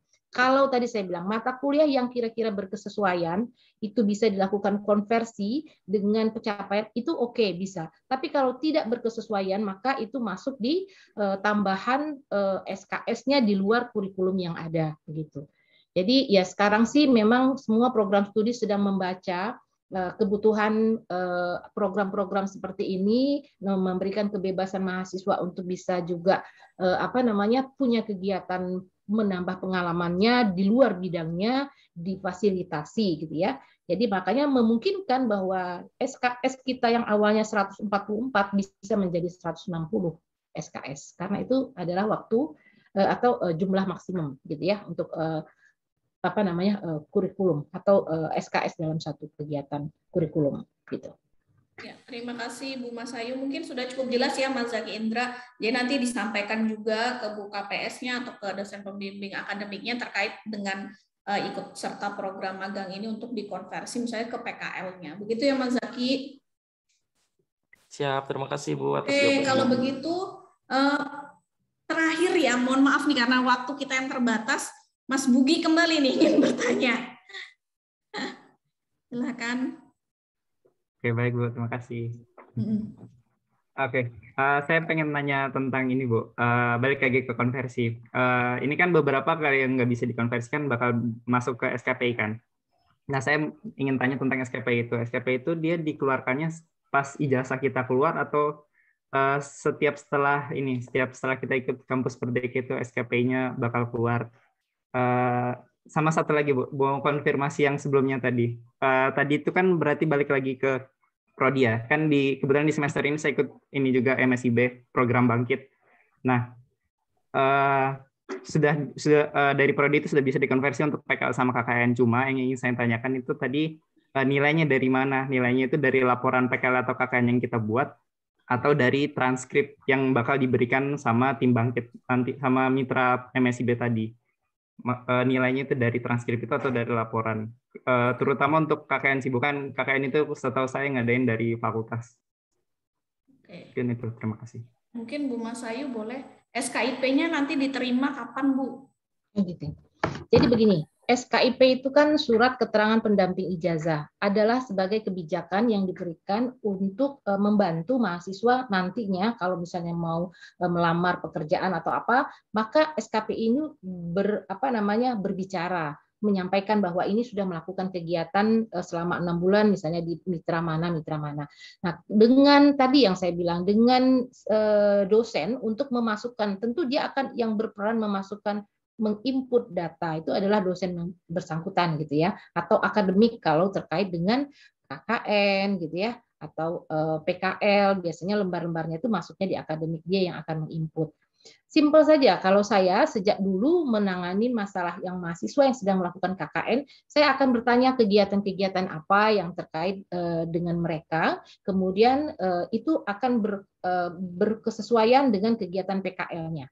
Kemudian kalau misalnya itu kegiatan KKN, ya itu sama seperti tadi, bisa dosennya bisa memantau dari logbooknya, bisa dia berkonsultasi dengan dosen atau mitra, mentor mitranya, sehingga dia bisa menganggap bahwa itu adalah bagian dari kegiatan KKN atau PKL atau mata kuliah yang sedang dia laksanakan. Jadi simpelnya begitu. Tidak harus dia menunggu lembar lembar sertifikat yang biasanya munculnya itu agak terlambat. Saya tidak ngerti ini apa Mas Altafa sudah menerima sertifikat untuk yang batch kedua ini atau belum. Nah, sementara kami sendiri sudah memantau bahwa penilaian yang diberikan oleh mitra itu biasanya sampai tuntas kegiatan. Kalau misalnya sementara sekarang kita mau memberikan masukan penilaian atau menginput nilai di SIA, itu biasanya kami melihat dari logbook. Logbook itu adalah laporan yang kalian buat setiap kegiatan mingguan ya, dan itu kegiatannya apa-apa dan tidak menutup kemungkinan kami juga melaksanakan pembicaraan dengan mitra atau dengan mahasiswa tersebut, sehingga kita bisa kuat untuk memberikan penilaian. Tapi ada yang merasa sambil kalian juga bisalah buat laporan, misalnya apa dibuat bentuk laporan juga. Dan itu dimintakan dari program studi, artinya merupakan kebijakan program studi, ya monggo harusnya kita juga membantu untuk prinsipnya kan itu kita memberikan laporan kegiatan kita untuk bisa terakui. Gitu. Sebetulnya logbook itu adalah laporan yang dikerjakan, makanya saya bilang kalau membuat logbook itu jangan cuma tadi sore ngerjakan ini, besok kemarin pagi kita ngerjakan, jangan begitu. Lebih bagus detail apa yang dicapai, apa yang dilakukan, sehingga materi-materi itu bisa terakui di mata kuliah yang sedang kita ambil pada semester tersebut. Dan itu dibaca oleh dosen, pembimbing di program studi atau pembimbing di universitas. Begitu. Oke, berarti kalau untuk SKIP-nya itu diterbitkannya nanti ya Bu ya? SKPI itu muncul atau biasanya saat kita mau menjelang menjelang yudisium ya, karena itu membantu. Nah, cuman saya tidak tahu apakah semua fakultas sudah memberlakukan SKPI, karena SKPI itu sebetulnya kita memberikan bobot juga, memberikan penilaian gitu ya, memberikan penilaian bahwa ini ini sudah melakukan kegiatan ini sampai seperti ini, maka kategorinya yang dia lakukan itu sampai misalnya ini. SKPI itu kan bukan hanya kegiatan magang aja ya. Mahasiswa berprestasi tingkat nasional, internasional, itu dia masuk di dalam penyampaian di SKPI. Dan itu fakultas masing-masing punya penilaian iya. Untuk yang konversinya tadi, konversi nilai misalnya karena sudah ikut program Kampus Merdeka atau magang itu konversinya dari mana ya, Bugi ya? Iya Bu, jadi dari logbook tadi ya intinya. Dari Ya. logbook bisa. Jadi makanya saya bilang pada saat mahasiswa sebelum melakukan kegiatan biasanya ada konsolidasi mitra. Jadi mitra ini akan melakukan atau akan menyampaikan ke program studi atau ke dosen yang diutus oleh program studi, misalnya itu saya sebut sebagai dosen pembimbing ya, dosen pembimbing yang kemarin saya sebarkan informasinya, misalnya Mas Altafa dosen pembimbingnya Bapak ini, Mas Bugi dosen pembimbingnya ini, dan mereka ini yang kemarin melakukan konsolidasi dengan mitra, dan oleh mitra akan menceritakan kami akan melaksanakan ini, program kami seperti ini. Nah, seperti itu. Termasuk juga, nah itu tadi saya bilang, KRS yang kita buat, itu yang harusnya kita komunikasikan, supaya nanti sesuai, berkesesuaian, sehingga sampai di mana pencapaiannya. Kalau kamu mengerjakan atau mata kuliah ini, ternyata sampai dia mendesain, sampai berarti sudah sampai pencapaiannya masuk sebagai penilaian. Dan itulah perannya daripada dosen pembimbing atau ketua program studi yang biasanya menguasai semua materi kurikulum yang ada di program studi. Gitu. Begitu Bugi. Jadi dilihat dari logbookmu bisa aktivitasnya apa yang sudah dikerjakan begitu ya Bu. Nanti disesuaikan lagi, dan kalau tidak salah kan di awal waktu untuk mendaftar itu ada tuh mata kuliah apa yang akan dikonversi kan seperti itu. Jadi para KPS itu akan melihat langsung lagi dari kalau memang membuat laporan. Nah, misalnya membuat laporan magangnya justru itu juga lebih bagus lagi karena di sana di laporan biasanya dilaporkan kegiatan-kegiatan apa yang sudah dilaksanakan begitu ya Bu. Jadi dia sudah membuat ini kayak tadi Mas Altafa sudah mahir dalam Office gitu kan. Nanti mungkin mata kuliah apa yang cocok, misalnya kurikulumnya yang cocok, ya itu pasti para KPS-nya yang tahu dan dosen pembimbingnya. Begitu ya Bugi. Baik, kalau begitu karena tadi sudah dijawab dan pertanyaan terakhir juga sudah dijawab, maka kita akhiri untuk webinar program magang dan studi independen bersertifikat pada hari ini. Terima kasih atas partisipasinya kepada seluruh peserta. Terima kasih atas materi yang sudah disampaikan oleh Ibu Mas Ayu, Mas Altafa, dan Mbak Grace. Dan saya ingatkan sekali lagi, besok ada sosialisasi ya Ibu ya. Jadi bagi teman-teman, bagi peserta yang masih belum mendapatkan informasi, boleh besok menambah lagi pengetahuan atau informasinya di acara dari kementerian terkait MSIB ini, dan jangan lupa untuk tanggalnya dicatat karena persiapannya juga harus dipersiapin dari sekarang ya Bu ya gitu kan. Jadi kayak seperti KRS, CV ya kan, itu juga paling penting, dan kemudian diperhatikan juga syarat-syaratnya dipenuhi. Begitu saja mungkin dari saya sebagai MC dan moderator pada hari ini, pada acara hari ini. Kita akhiri, kurang lebihnya mohon maaf. Wassalamualaikum warahmatullahi wabarakatuh. Terima kasih, selamat siang. Waalaikumsalam warahmatullahi wabarakatuh. Terima kasih semua, saya juga mohon pamit. Terima kasih Bu Novi. Ya, terima kasih Bu Mas Ayu, Mas Altafa. Semua sukses. Ya, terima kasih. Assalamualaikum.